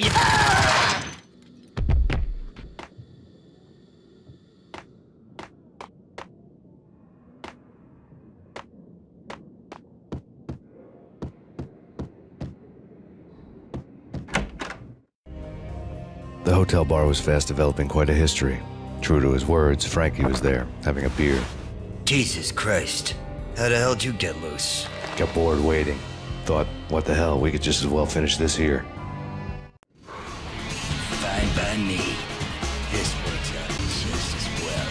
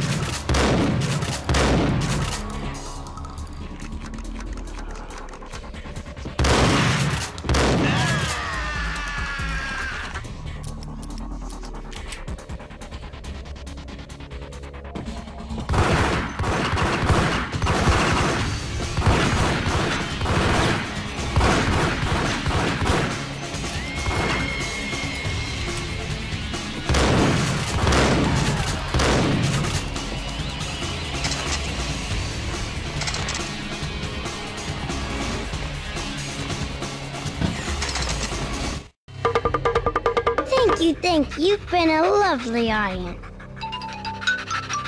Had enough? I don't play with girls anyway. Unfair! I spotted the tail as soon as I left the hotel. A big black Mercedes. I'd seen the car before. That time it had heralded impressive explosions. Vladimir was back. Bang. You're dead, Max Payne. I might have laughed if I remembered how. What's this supposed to be? Cops and robbers? Look, you want something with me? Get in line. Peace, man. Relax. You know you are a real news item. Armed and dangerous. I am going to make you an offer you can't refuse. I've always wanted to say that. It's a bum rap. I've been framed. Well, that's a moot point. Whatever you did or did not do, I'm sure you had good reason for doing it. Want to hear me out? I'm listening.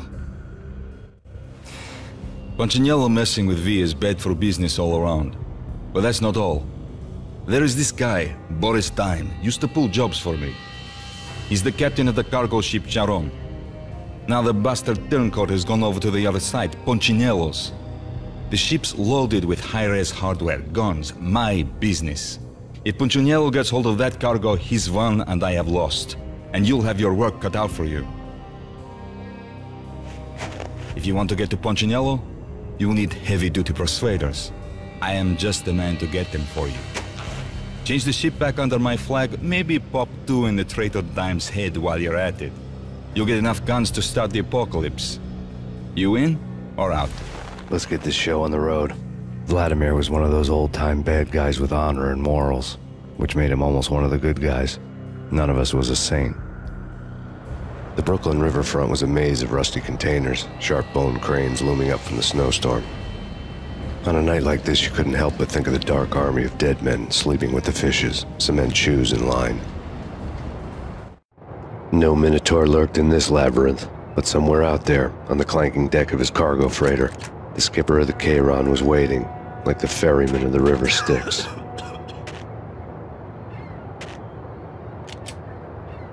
What the hell?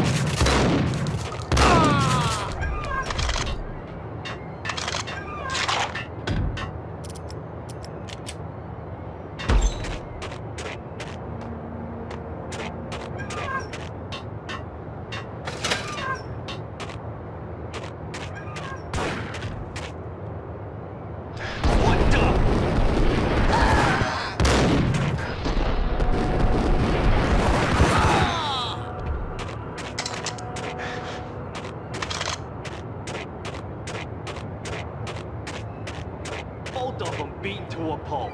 Eyes swollen. They couldn't see in the end. Swaying on their feet. Slipping on the blood.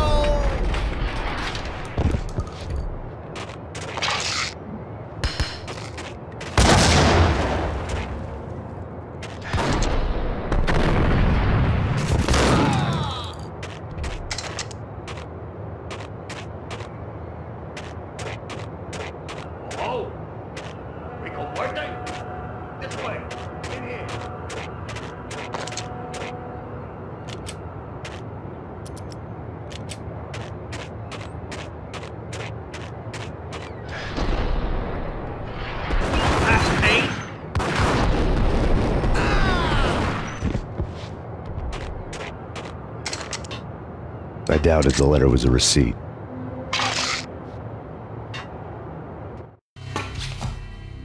Rico Muerte had come to town to do more than just sort out family troubles. Exhibits number 1, 2, and 3. A briefcase of money, a sniper rifle, and an envelope with one word neatly printed on a folded piece of expensive paper. Mayor.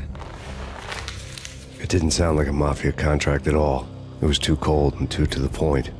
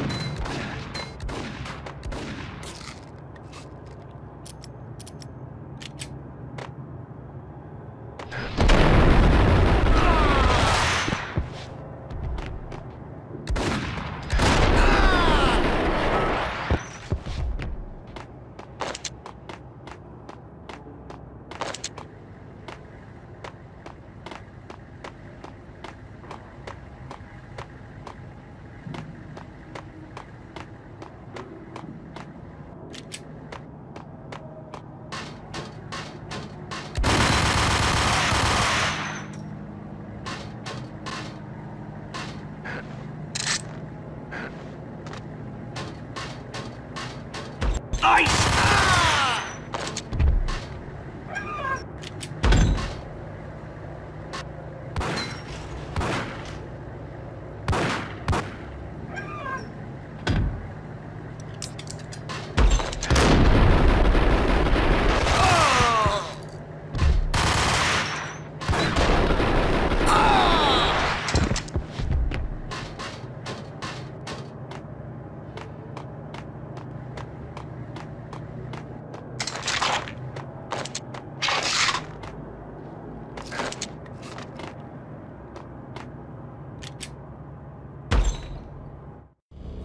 Rust had crept over the sides of the cargo steamer a long time ago. Boris Dime would be on board. I'd have to smoke half of his crew to even get near the gangplank. The guns were probably being kept in the hold, buried amidst the rats and oily water.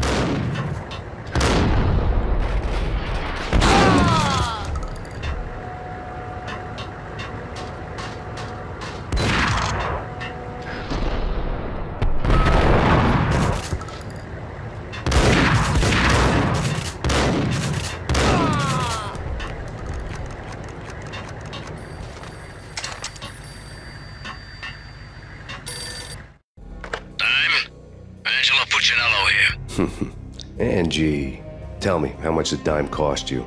I bet it was more than his name. Max Payne. Right the first time. You're dead, punk. You sure you're not confusing me with Boris here? But you are right, of course. Pretty soon we should get together and have a talk. You son of a... Pissing Punchinello off was a dangerous game, but when people get mad, they make mistakes. I should know. That's where I wanted Punchinello, mad enough to trip over his own feet, preferably into a grave.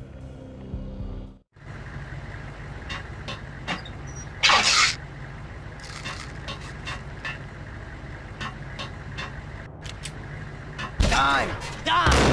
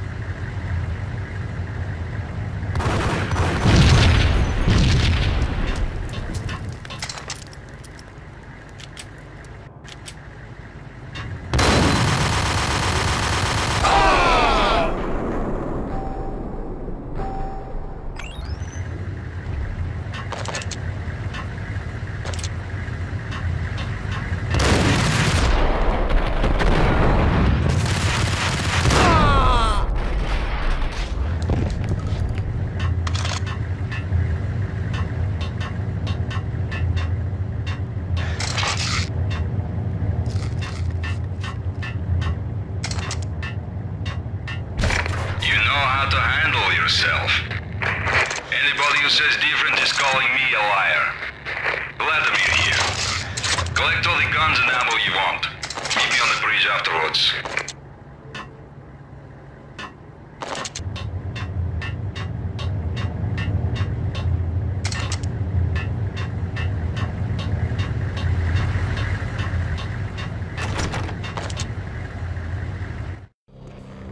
Did you get everything you need? Check. I owe you. Anything you need. This is my solo. When I'm through, Punchinello won't be anybody's problem anymore. Clear as vodka. But anytime you get between a rock and a hard place, just whistle. This could be the beginning of a beautiful friendship. You really get a bang out of this big-time gangster act, don't you? Even with all this firepower, I figured I couldn't get to Punchinello at his manor. I could only hope that he wouldn't pass a chance to hear me beg, to see he's won. This is Max Payne. I want to cut a deal. Payne, you're a dead man. That's what everybody keeps telling me. I got your ship and her cargo. I want to meet. No pain, no gain. Capiche? You know my restaurant? Yeah, I know it. 1 hour. Punchinello's restaurant had seen better days. Snow was falling like ashes from post-apocalyptic skies, but that was outside. Things would soon get hot in the Don's restaurant. I knew it was a long shot, Angelo Punchinello actually showing up, but there was no crime in hoping.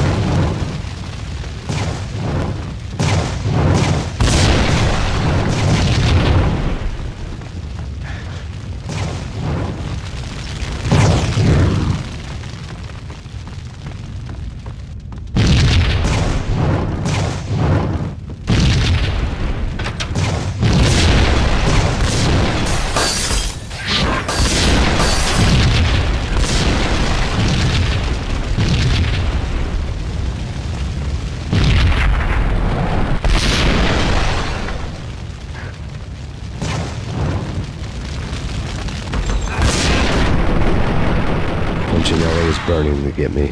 The feeling was mutual. He was trying to put out my flames with gasoline.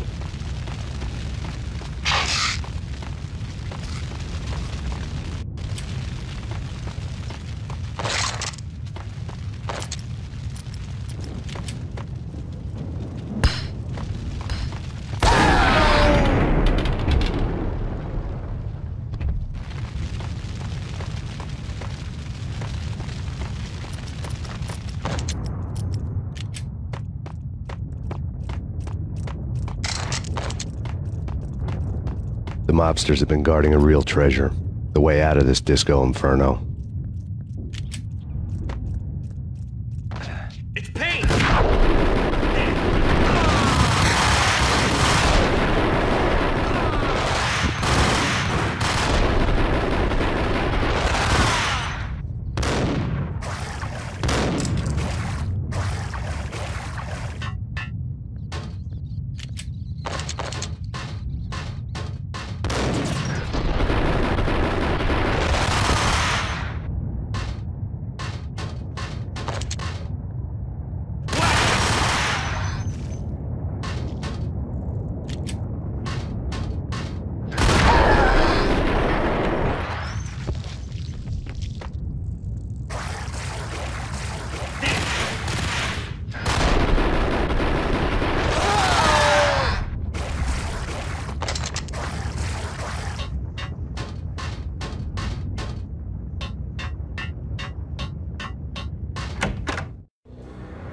Vlad had seen my smoke signals.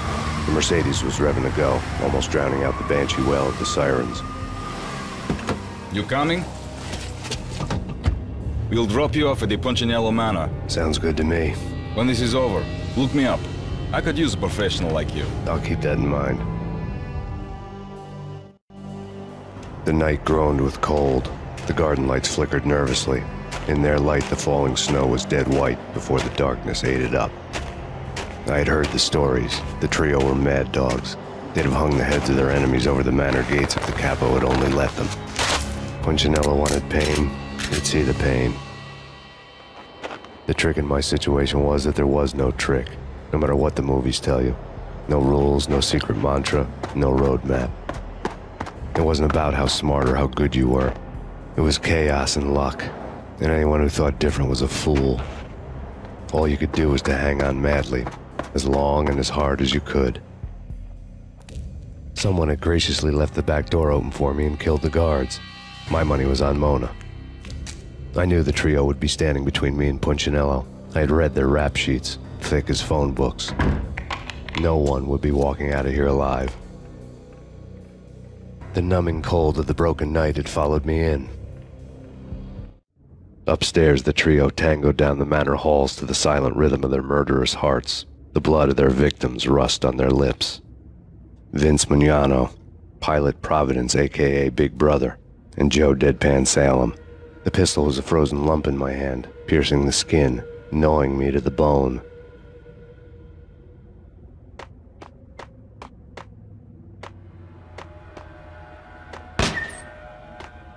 In death, the thug had been promoted to messenger. Someone hadn't enjoyed the Don's hospitality. Someone with a flair for the dramatic. Someone who had let herself out of a locked cell and past a couple of armed guards. My thoughts were on Mona again. I could only hope she was a good enough gambler to walk away while she was still winning, before she'd run into the trio.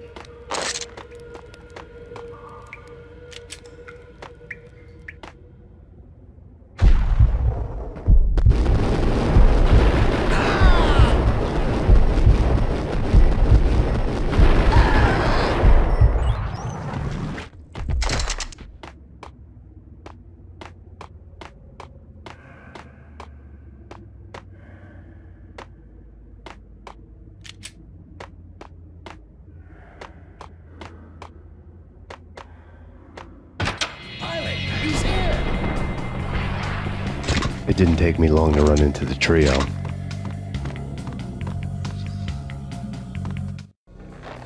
The word on Lisa Punchinello was that she was a bit of a witch. The tarot cards on the kitchen table fit the picture. They weren't my kind of cards, but I was willing to take a crack at the hand Mrs. Punchinello had dealt. The first card was the tower. Maybe that was supposed to be the manor. It got easy after that.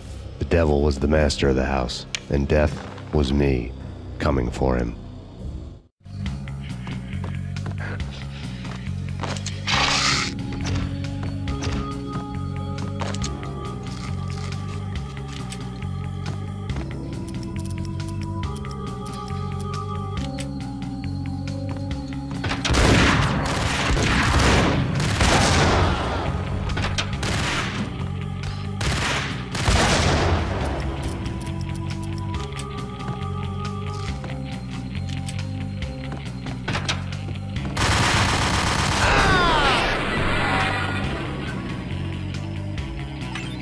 1 down, 2 to go. Hold it!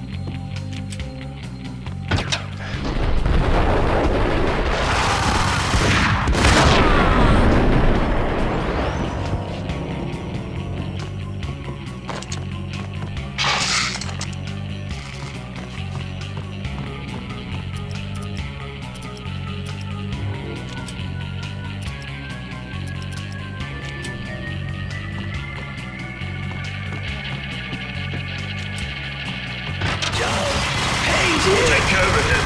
I want him dead.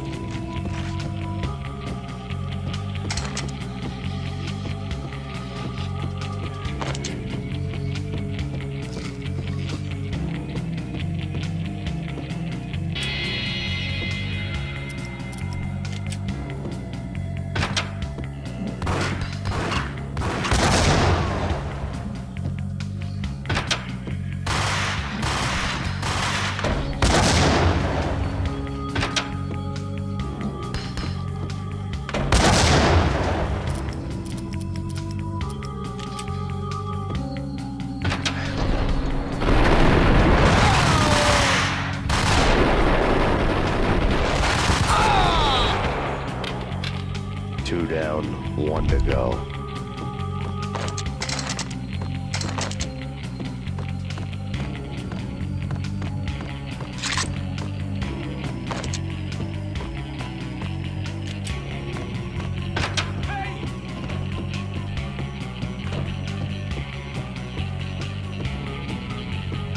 Don't stop at him! This will stop anything. Hey, come on.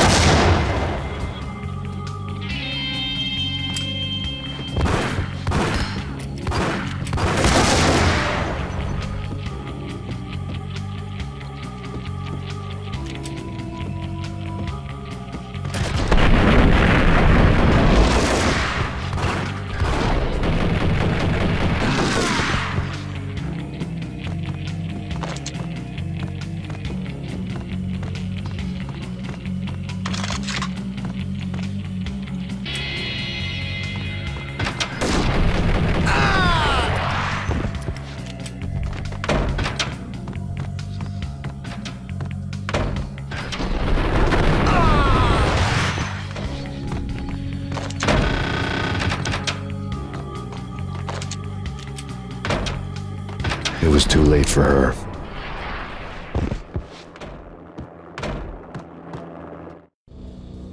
You're a real angel, Max. I couldn't tell whether it was Mona or her sister. The body was a mess. The sick bastard had really gotten a kick out of it. Seeing her lying there got me thinking about another woman's body on another bed. Got me thinking about a fallen cradle.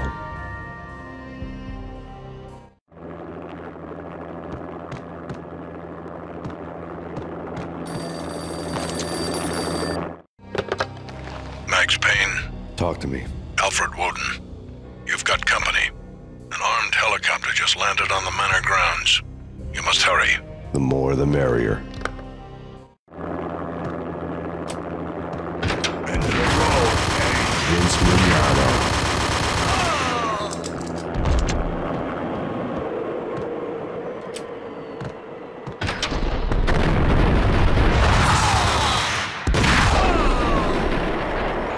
Punchinello's trio was done for.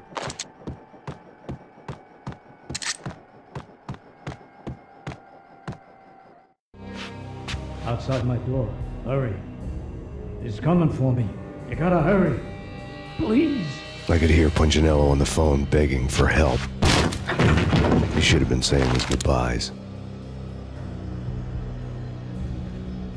Punchinello was a pushover. The moment I stepped into the room, he folded like a deuce before a royal flush. No, wait. I was just doing what I was told. I couldn't refuse. She's someone high up. Government, maybe. I don't know. He was trying to buy more sand for his hourglass. I wasn't selling any.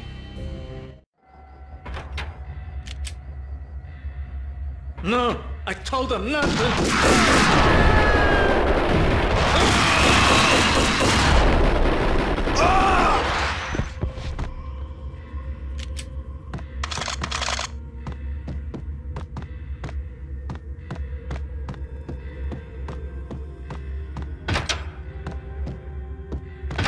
Drop it. Don't move. Game over, Max Payne.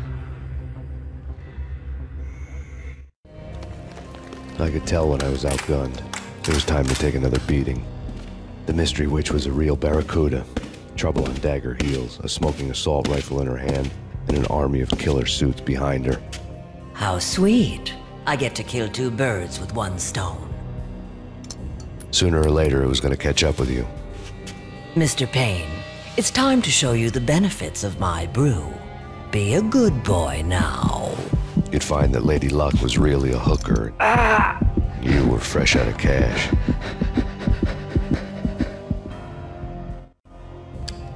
Gentlemen, we're done here. Take me to Cold Steel. She had just given me an OD of Valkyr.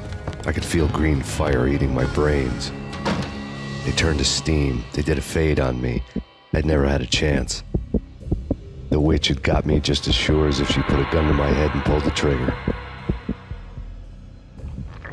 The shadows rushed me, bruised mugshot faces hungry for revenge. They knew my weak spots and closed in for the kill. The floor turned into a vortex of green blood. I fell. The flesh of fallen angels.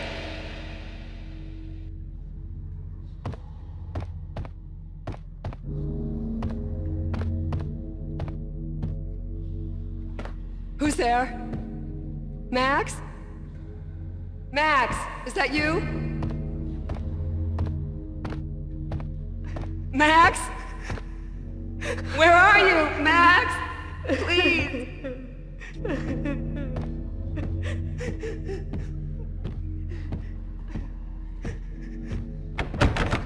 No, please, Max, no. I'm sorry. Please don't, Max, no.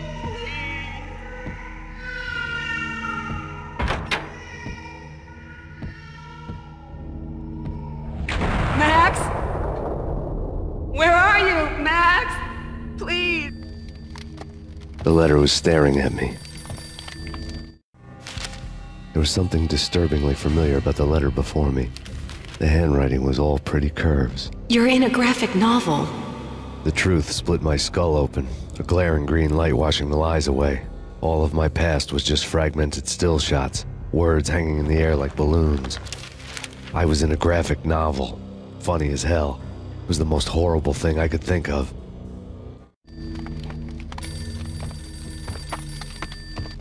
Bartender is shiny stuff and dreams are made of stooped necromancers. He sings like a banana wrist, having strayed too close to the constellations on their shaved skulls. There was a bad line in a prank call. Someone spouting insane babble. I couldn't make sense of it. But I had an overwhelming sense of deja vu, and the caller's voice sounded oddly familiar.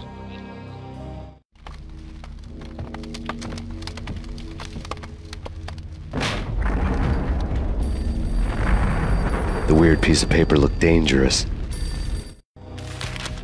was something disturbingly familiar about the letter before me. The handwriting was all pretty curves. You're in a computer game, Max.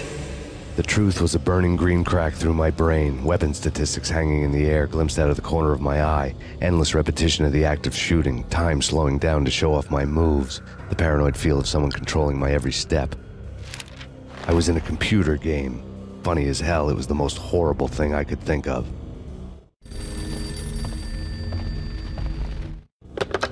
Don't lose it. It's Valkyr. The drug. Snap out of it. Try to remember.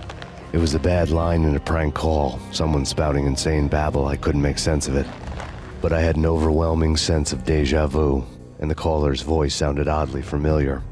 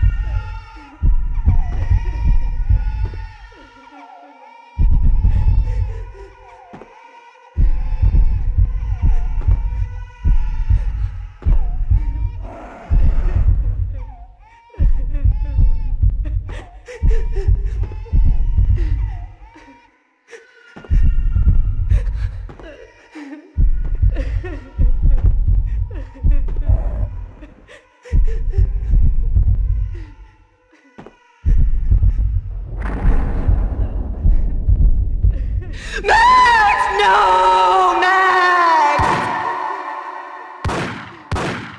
Murderer! You killed her!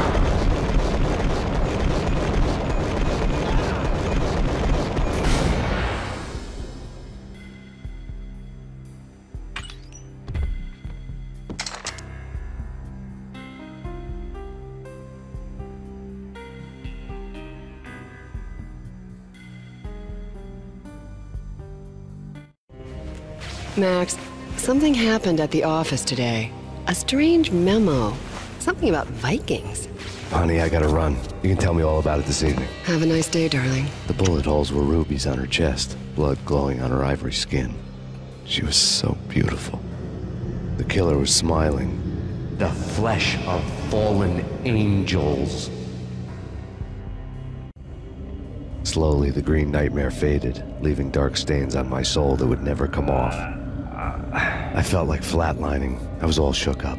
I woke up in a cold sweat, sick and tired to the bone, lying in a puddle of my own puke. The hag had said take me to Cold Steel before it had all gone crazy. It was a clue, the only one I had. It took me forever to crawl back to my feet and hit the road, but when I did, I drove straight to Cold Steel Foundry outside the city. There was a whole lot of action around the place for a freezing winter night. Trucks coming and going, men running. I had the drop on the mystery witch. She thought I was dead. I was on her blind side.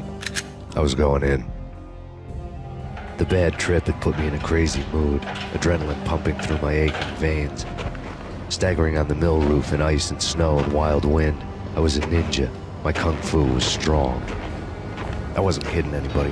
At best, I was Superman on Kryptonite about to fall through a skylight, down to where it was all going down. A half-abandoned industrial area in the middle of nowhere. The factory was a perfect front for any number of illegal activities.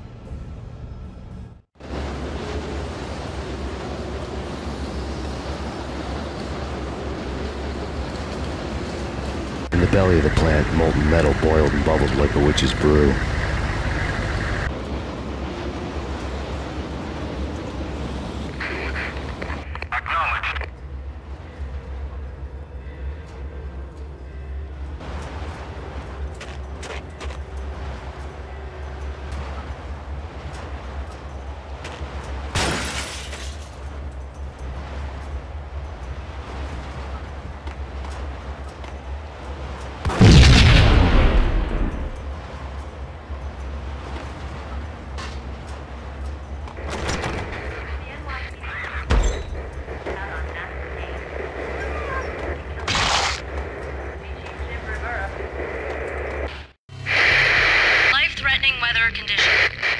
Record-breaking killer storm.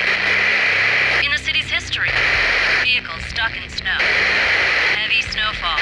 Forecast shows severe weather is expected to continue. Out in the night, snow fell like confetti over the Devil's Parade. The storm was anything but over.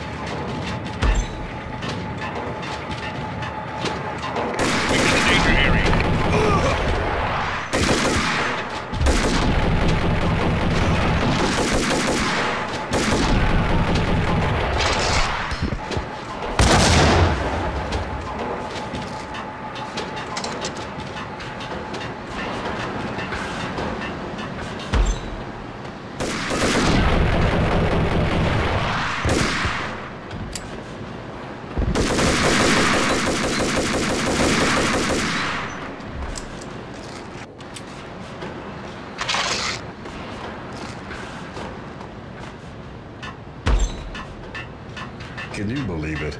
I bet they sleep with their rifles. I bet they've given them names. I guess.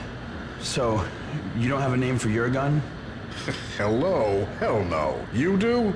Well, yeah, kind of. Hey, let's hear it. Well, I call it Dick Justice. I rest my case.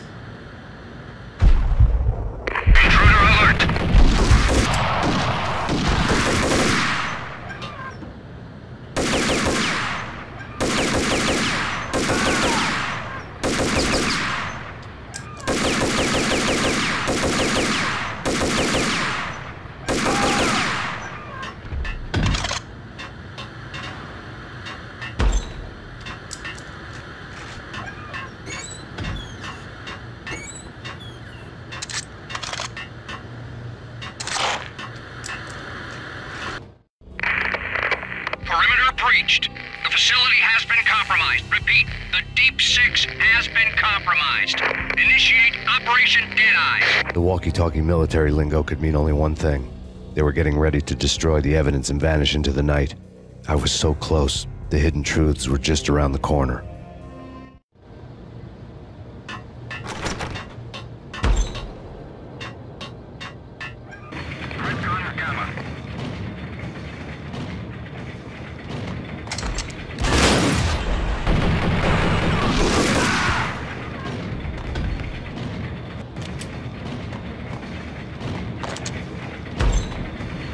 The folder on the table told a grim tale.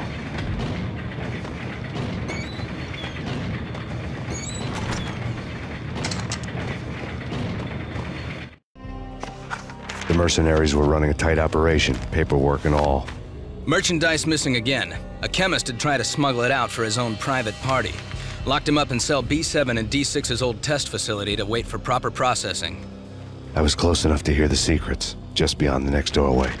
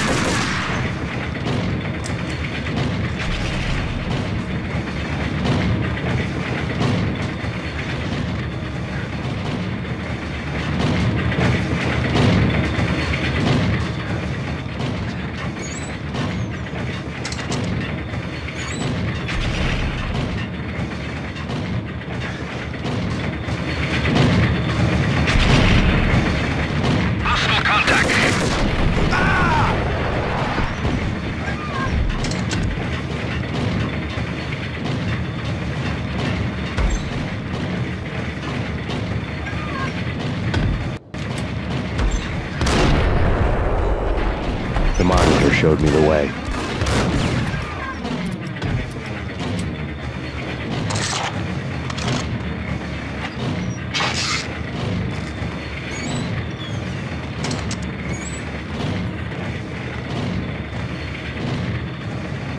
Processing diagrams fill the control room screens, all but one. An elevator titled D6 on one of the screens, somewhere onwards, past rows of ovens, in the core of the plant.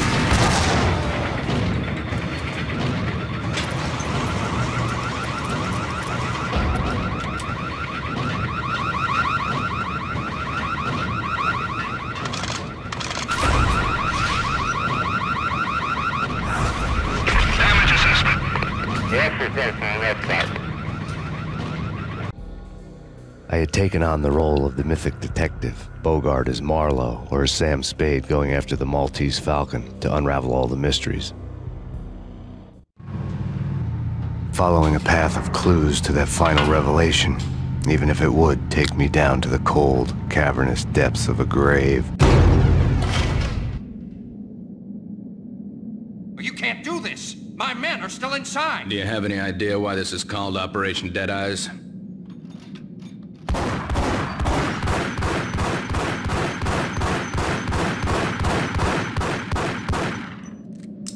I think he's dead already. Let's do it.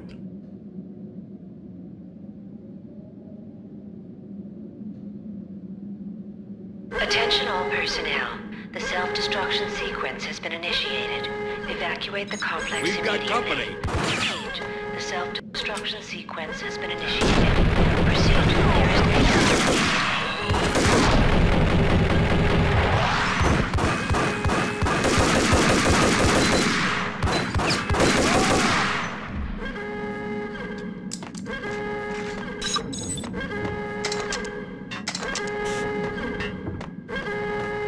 I had seen the logo on the floor before.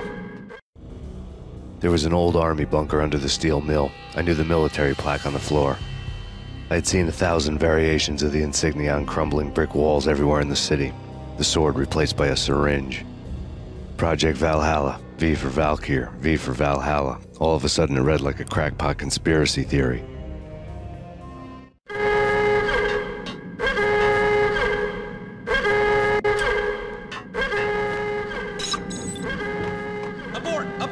Self-destruction sequence has been initiated.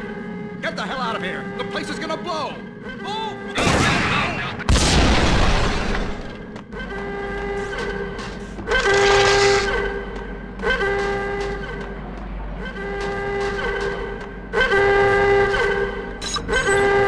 Attention all personnel. The self-destruction sequence has been initiated. Proceed to the nearest exit immediately.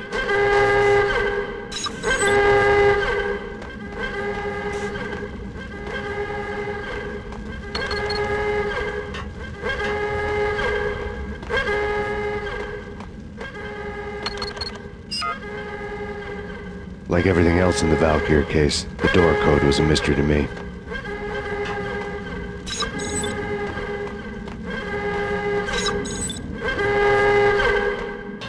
The chemist had been using the workstation when he died. The half-life of the lab rat had ended online, his password blinking on the screen.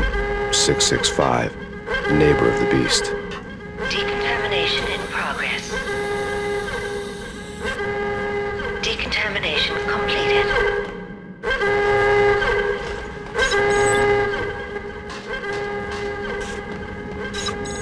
Attention all personnel. The self-destruction sequence has been initiated. Proceed to the nearest exit immediately.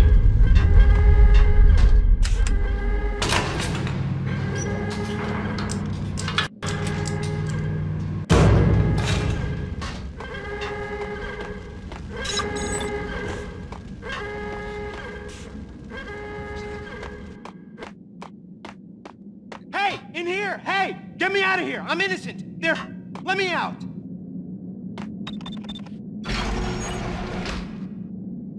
Thanks. I thought I was gonna die in there for sure. I need you to get me through the decontamination chamber airlock. You're crazy! No way! The place is blowing up, for Christ's sakes! Either that or back to the cell. Your choice. Okay, I'll do it. I'll do it.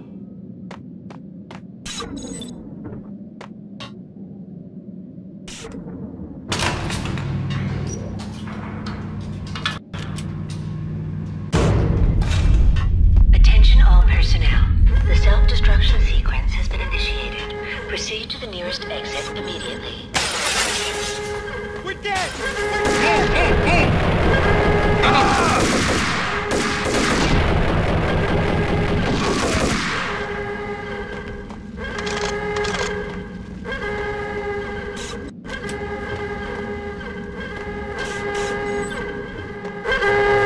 Get in! I'll punch you through! After this, you can go. You're a free man. Decontamination in progress. Bad. Decontamination confirmed.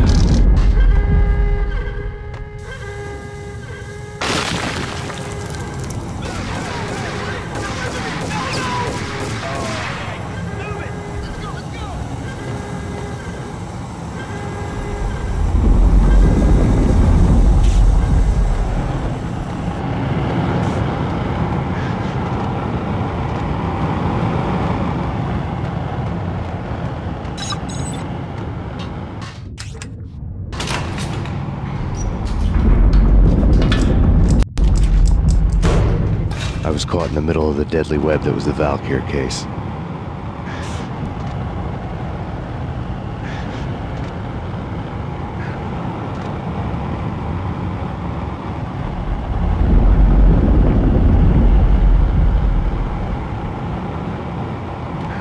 One of the lab terminals had the project logo on the screen. Top secret. Project Valhalla. U.S. Army. Yggdrasil Network. Valhalla, the otherworldly place in Norse mythology where the bravest heroes spent their afterlife feasting and fighting forever, their wounds miraculously healed night after night. Valkyr, the maidens who chose the most courageous Viking warriors and carried them to Valhalla. 1991. The research objective is to create a chemical substance to enhance the stamina and morale of infantry troops. 1995. Results unsatisfactory. Project cancelled. Someone had decided to continue the sick experiment unauthorized. Project compromised. Data leak. Fix the damage by any means necessary. Security clearance red. Authorized by the project lead. Field test. Double the dosage for all the remaining test subjects. Observe and record the subject's behavior in an urban setting. The drop-off point was my old address in New Jersey. The file dated 3 years ago. Just when you thought you had reached the deepest depths of horror, it suddenly got worse. How to turn off that small voice inside your head that started to whisper that you should be glad that now, if not before, your revenge was justifiable on any conceivable moral scale. That small voice proved, beyond any doubt, that I was damned. The dagger-heeled woman had come and gone a long time ago. There was nothing more for me here. The bunker's name was acting as a self-fulfilling prophecy.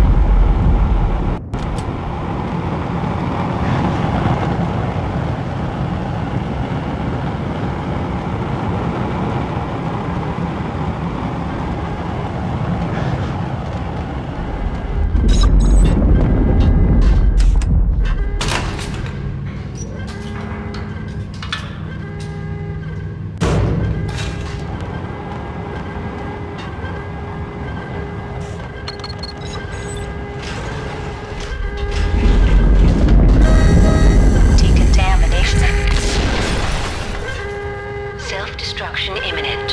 30, 29, 28, 27, 26, 25, 24, 23, 22, 21, 20, 19, 18, 17, 16, 15, 14, 13, 12, 11, 10, 9, 8, 6, 4, 3,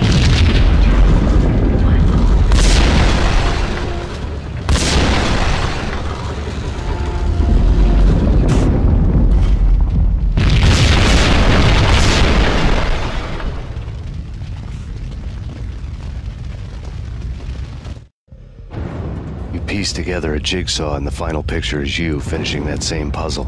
A mad, green-eyed killer standing behind you. An urban legend come true. The Project Valhalla test subjects had been the mad junkies who had murdered my loved ones.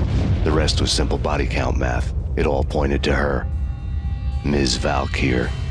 The factory went up in a fiery inferno behind me. All my leads were dead, turned to smoke and dust. I had lost my way. I hadn't slept in a million years.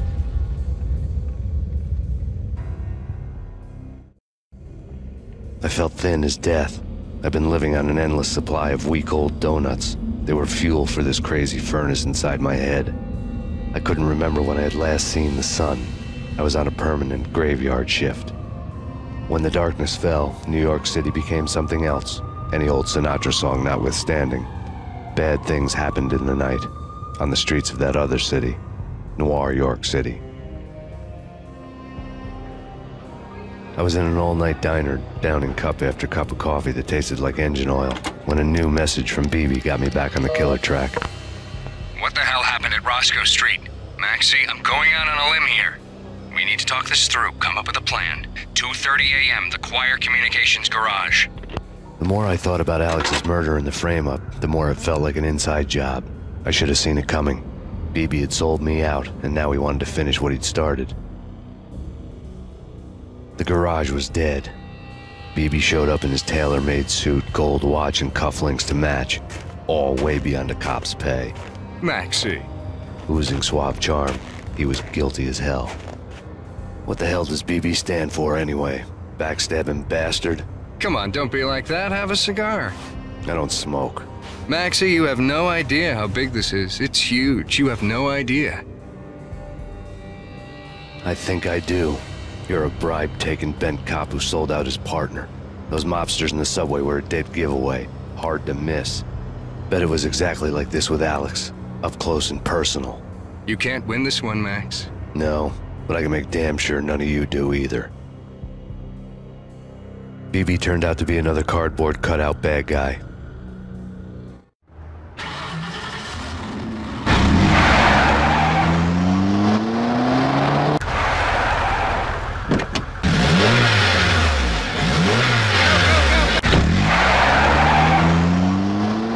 A bad cop on the take, a cowardly right-hand man fleeing from the scene, leaving his paid thugs to do his dirty work.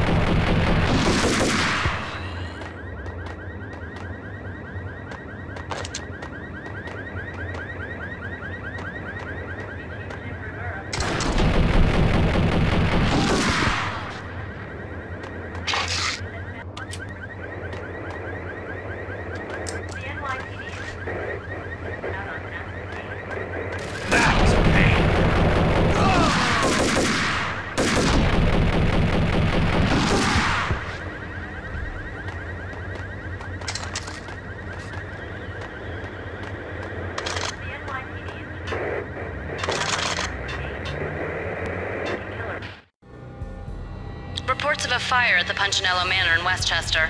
The manor is the home of Angelo Punchinello, the alleged head of the Punchinello crime family. The police are now saying, contrary to their earlier statements, that Max Payne is still alive and at large. He continues his vendetta against the Mafia, of which this last act of arson is attributed to. I had no recollection of setting any fires, but I did remember the flames.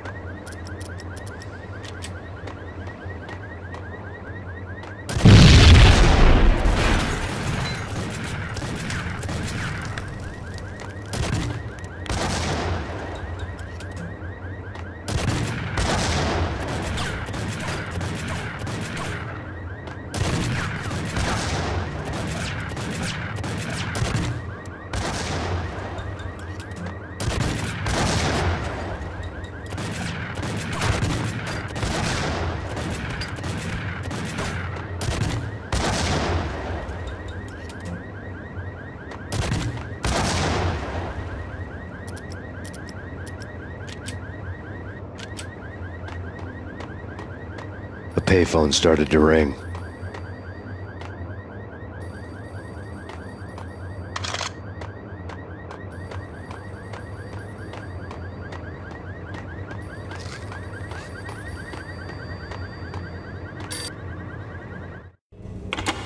Yeah. Max Payne? Whatever does it for you. This is Alfred Woden. I can give you the name of your enemy. Come to the Asgard building presently. We are expecting you. Woden was waiting for me on the steps of the old building. Mr. Payne, let's go inside. The others are anxious to begin. The others?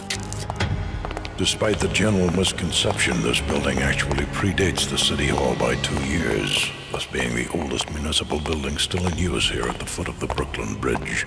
No kidding. The old man played tour guide as he led me through a dark domed hall. The answers I was after loomed large ahead. Mr. Payne, I would like to introduce you to my colleagues in what we call the Inner Circle. You've been watching too much X-Files.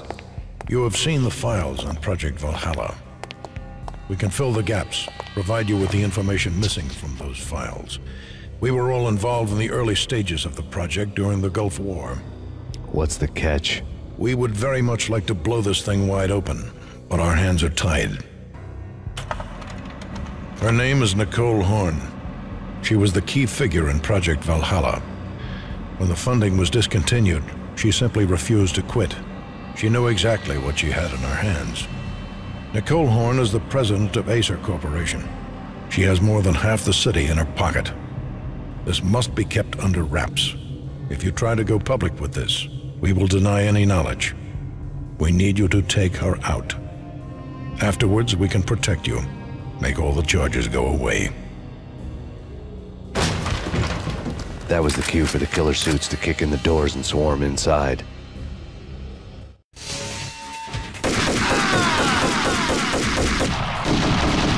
It was an impressive floor show, but I decided to leave early anyway.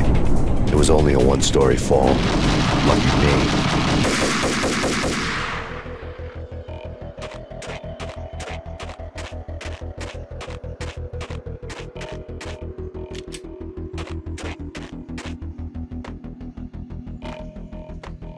Acknowledged. Target escaped. Last confirmed location, the inner courtyard. Search and destroy.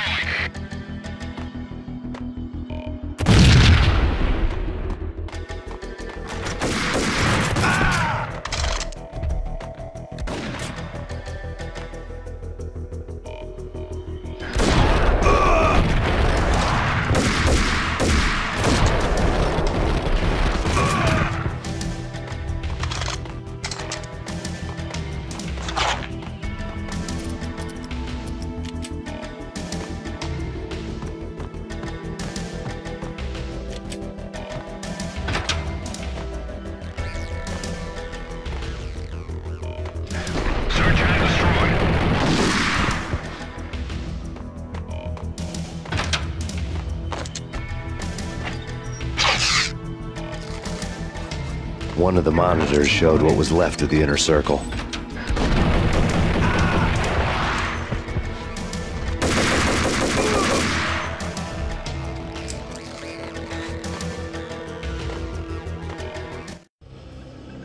On screen, the so-called corpse of Alfred Woden stood up, miraculously waking from his dirt nap, looking smug among his dead pals. In the land of the blind, the one-eyed man is king. I didn't know how he'd pulled it off, but it was a pretty slick way to get out of all his promises.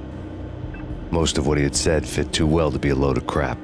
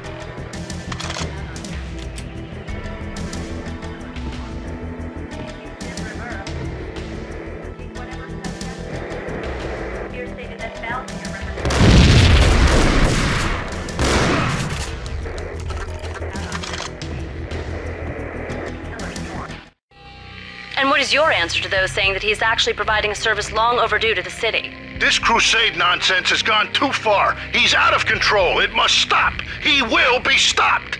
That was Deputy Chief Jim Bravura from the New York City Police Department.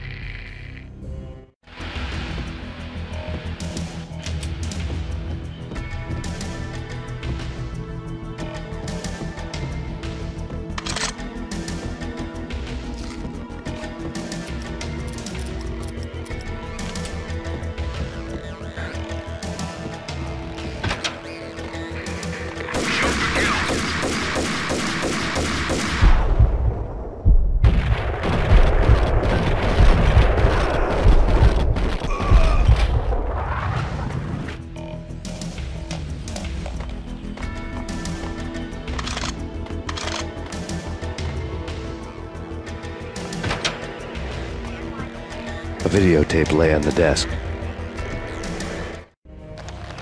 Nicole Horn had blackmailed the Inner Circle into silence. The tape came with a curt extortion note on a piece of expensive paper. I remembered Candy Dawn taping her clients in action on the side, selling the tapes to the highest bidder. I was sure that kinky sex was nowhere near Alfred Woden's worst sin, but I had a feeling that when this was over, any collateral would come in handy.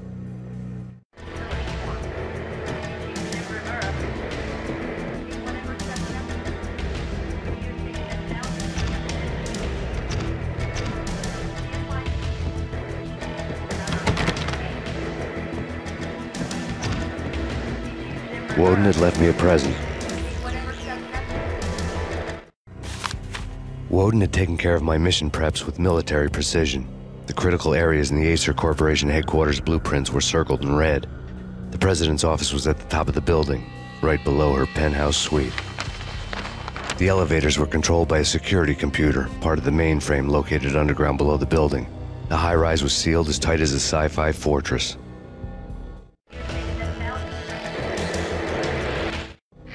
Nothing seems to stop Acer Corporation's phenomenal victory march. Incredibly, the stocks are still rocketing. Worried experts already see a danger in the company's success. Some have gone as far as to say that Acer Corporation is about to become an even bigger monopoly than Microsoft ever was.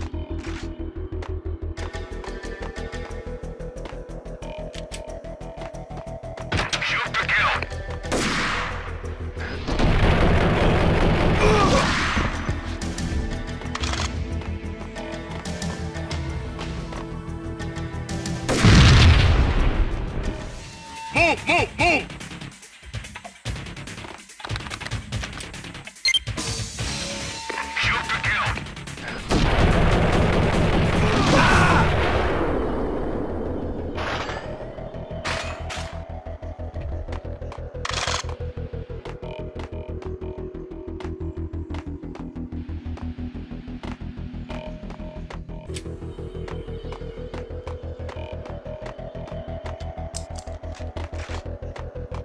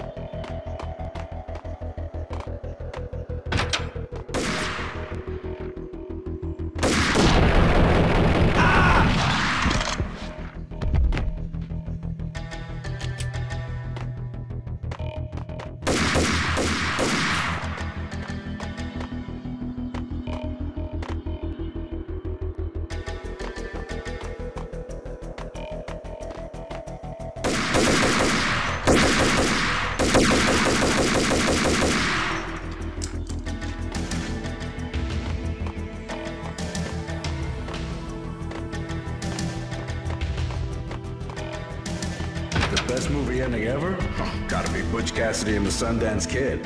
A hero's end, going out with guns blazing. Never heard of it. No? Okay, newer stuff then. The Usual Suspects, where Spacey walks out of the police station and suddenly loses his limb. Or hey, Seven, where Brad Pitt gets to that head-sized blood-soaked cardboard box. Now I know. Freaking zombie demons from outer space. Drowning in blood was cool. Oh, why do I even bother? What the hey?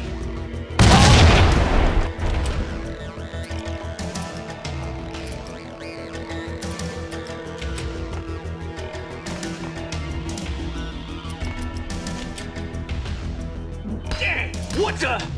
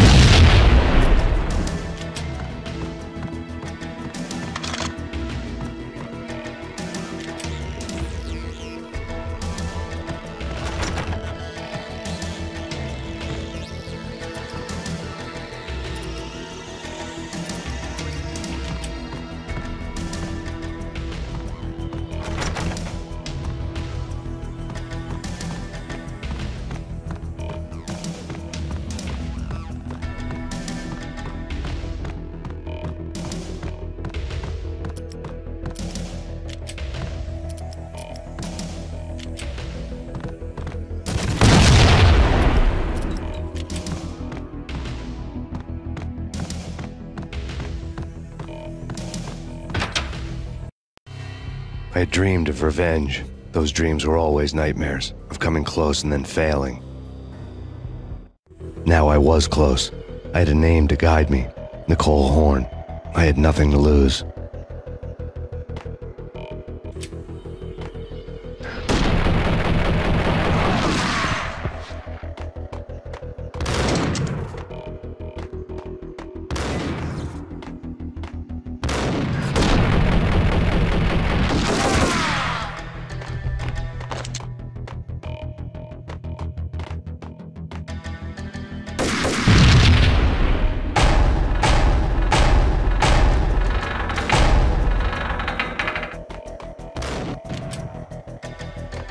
The Inner Circle had quite a track record.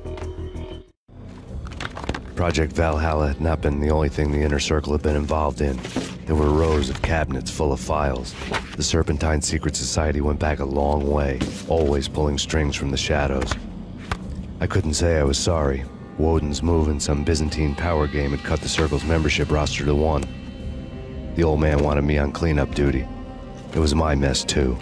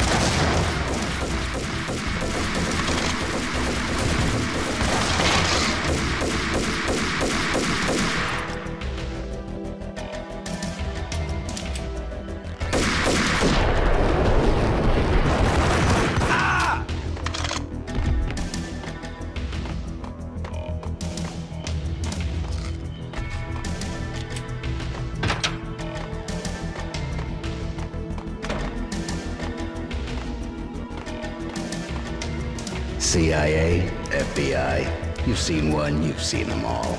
Sure, good for a practice run. But this, working for her, oh, this is the real thing. The money's astronomical. And best of all, you get to kill any scumbag who gets in your way. License to kill, like James Bond.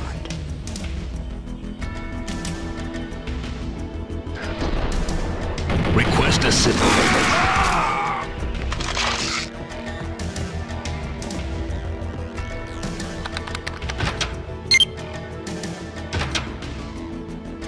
Take him down.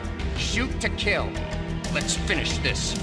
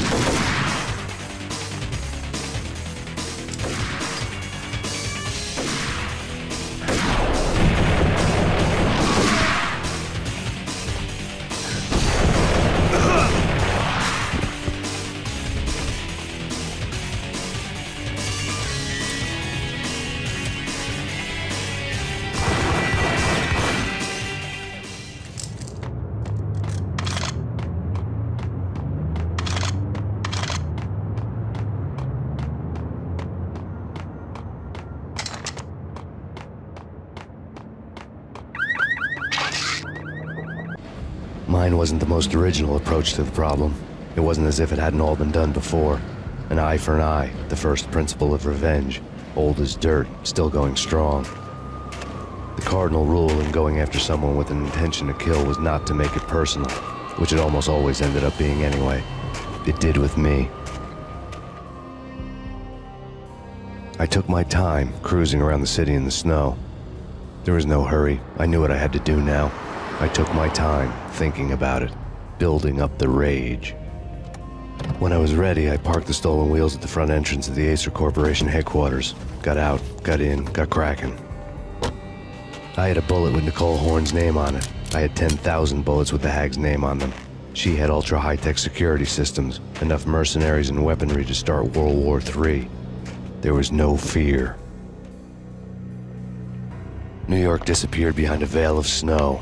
I had crossed the threshold. This was her domain, sleek and sexy and soulless, all glass and steel. A place of color-coded security keycards, metal detectors, and surveillance systems.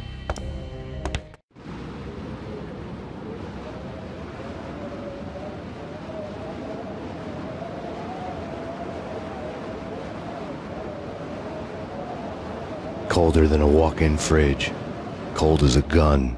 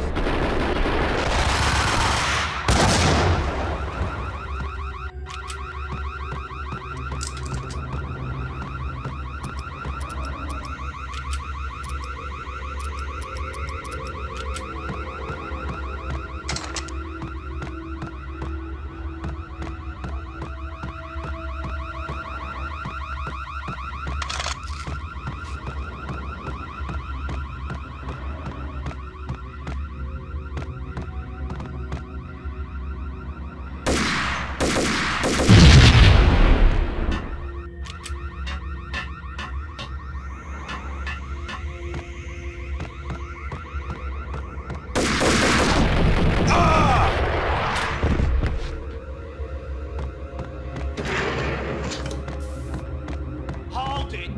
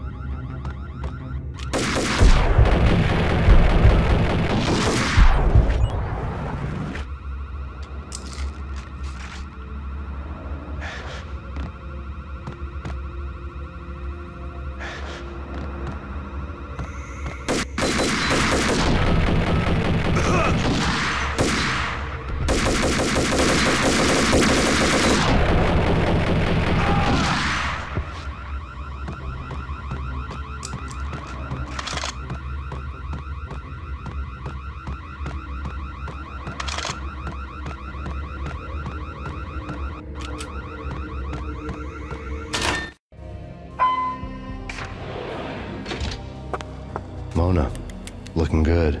Max, we gotta stop meeting like this. It will be a cold day in hell before I let a narc cop stop me. Miss Sachs, do your job. Relax, Max. You're a nice guy. I don't kill nice guys. You're not bad yourself. It was different when Horn wanted Punchinello dead. To cut her ties to the Mafia, he deserved to die. The same goes with her. She's the bad guy here. Her sister was whispering to her in my favor. I knew the appetites of ghosts intimately. They hungered for revenge. No! A gunshot boomed and she fell down in slow motion. She was a nice girl, not really a stone-cold killer. And now she was stone-cold dead. Like religious fanatics or loyal samurai, Horn's private army was coming at me. I need backup. Terminate.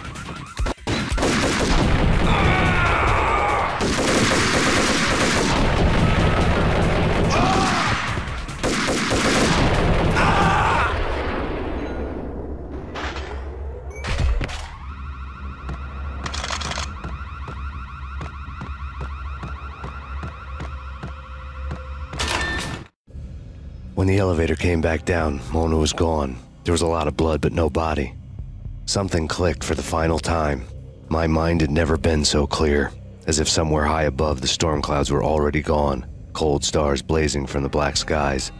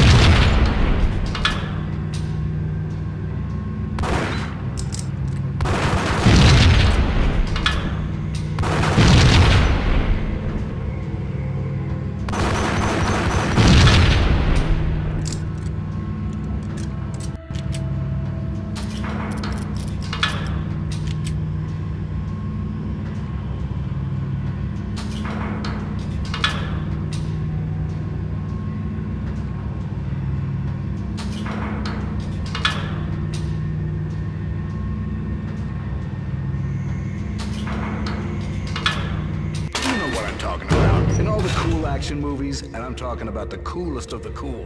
It always seems like time slows down in the middle of the action. You know, you can see the bullets flying through the air, the hero dodging in slow motion. Oh man, it would be so cool to be able to do that. Bullet time, that's what they call it. Bullet time, yeah, would be so cool.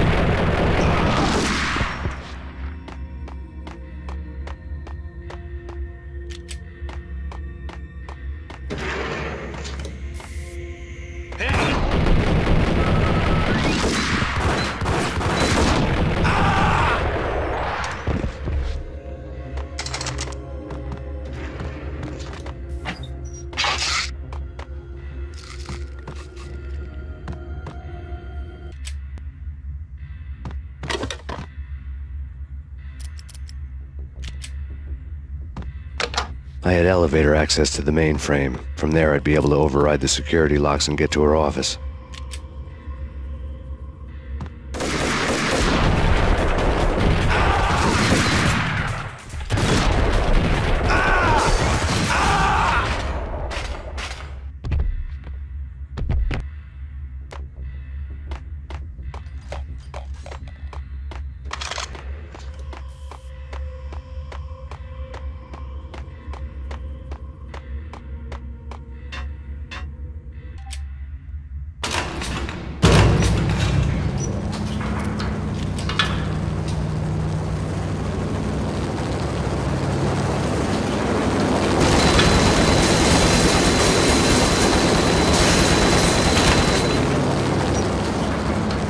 The unmarked chopper was Horn's pet guardian, inhuman and flawless. It was stalking me. I'm not a cold-blooded killer. I'm a nice guy. I love my wife. I have 2 boys I'm very proud of. You just have to make the ends meet. And if that means I have to shoot someone now and then, hey, it's just my job from 9 to 5. Well, not quite from 9 to 5, but I hear you.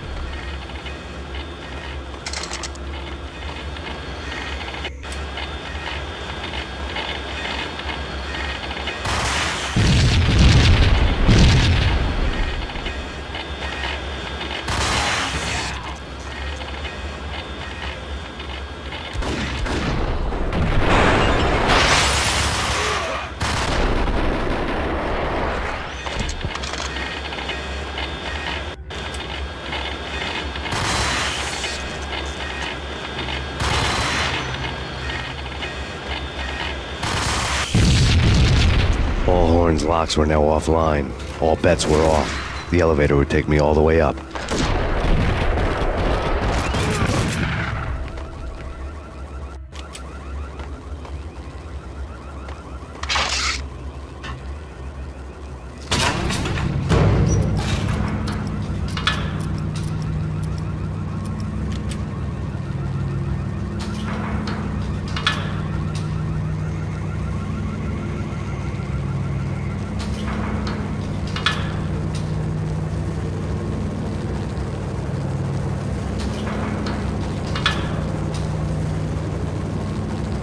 Seen from this height, the night seemed to stretch on to eternity.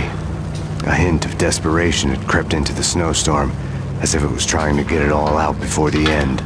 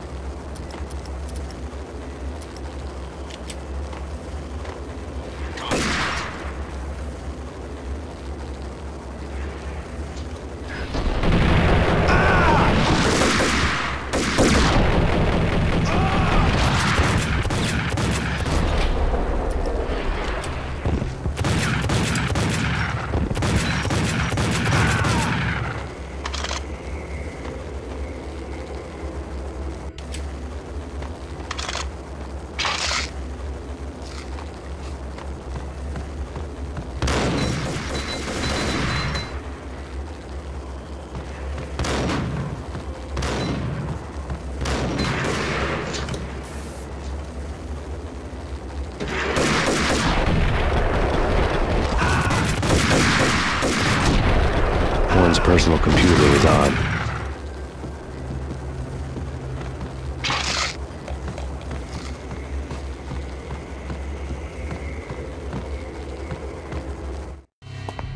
Next to the printer was a neat stack of expensive paper. Hacking through Horn's computer would have unearthed files of criminal plans, strategies for world domination, spy helicopter reports, illegal wiretap recordings, internet porno, all of the above. Take your pick. I really didn't care anymore. I had seen too much of it already.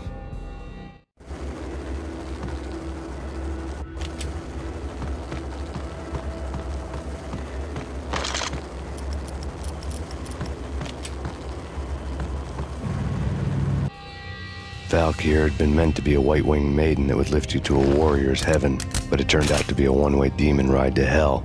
The devil was in the drug. I knew. I had met him.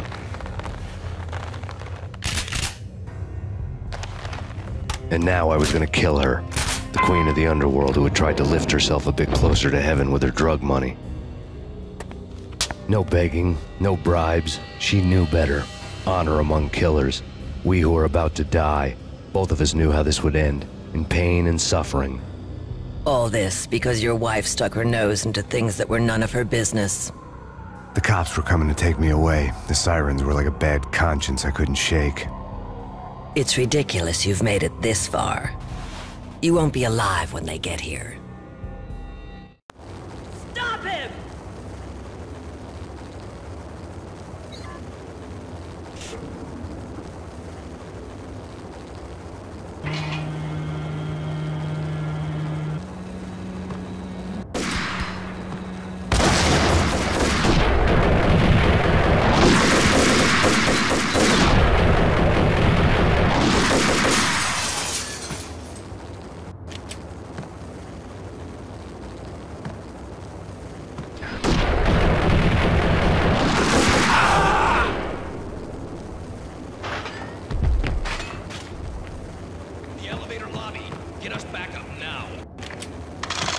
Max Payne, this is futile. A waste of time. The deaths of your wife and daughter were necessary. Inevitable. It is done. You cannot bring them back. Nothing you do will make it any better.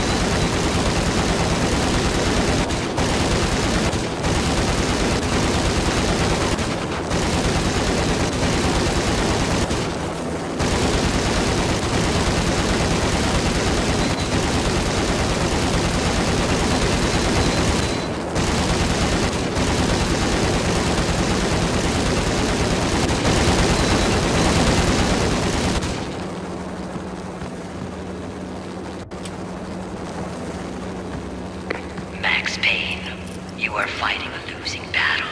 You cannot survive this. You will die. Stop fighting. Make it easy for yourself. Accept your fate. You will die here.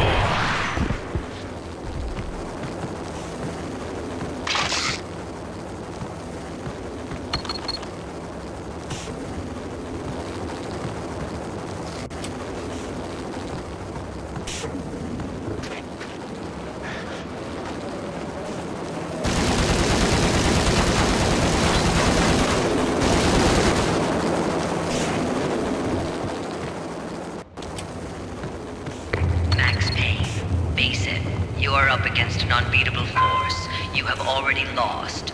You have lost. Only death will set you free from your pain. Accept it. Surrender. Give up. We have him in the North Lounge. Send us assistance.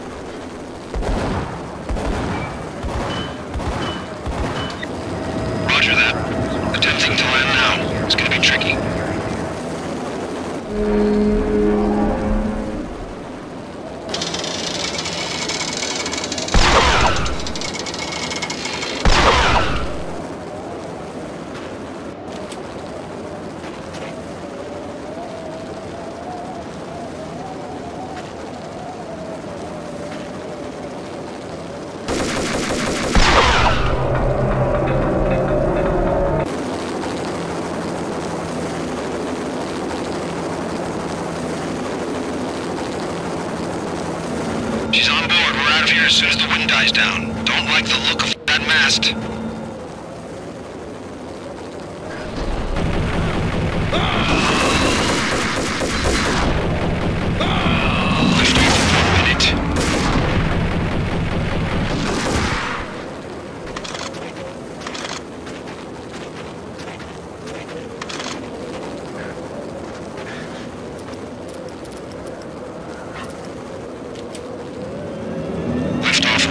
Seconds.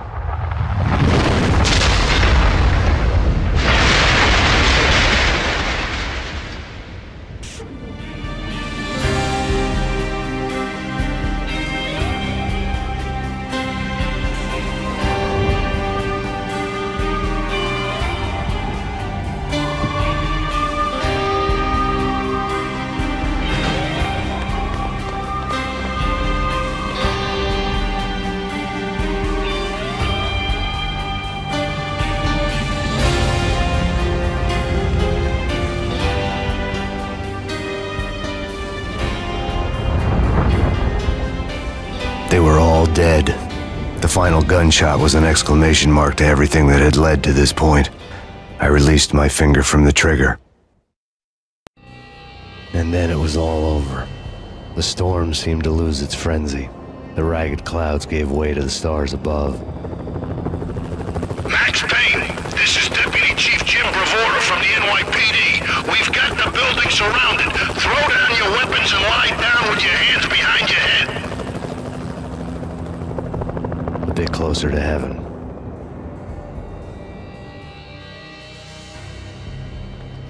The cops' voices were distant and muted. Freeze! NYPD! Hold it right there! My ghosts released me from their haunting. Down below, New York City glittered like diamonds on black velvet. You gave us one hell of a ride. Take him down to Central Booking. You heard the man. Woden was there in the crowd, standing by the sidelines. It wouldn't be over till the man with the patch would say so. He'd say the right words. I knew he would. He'd better. Woden grinned smugly. It was the grin of a winner. That made two of us.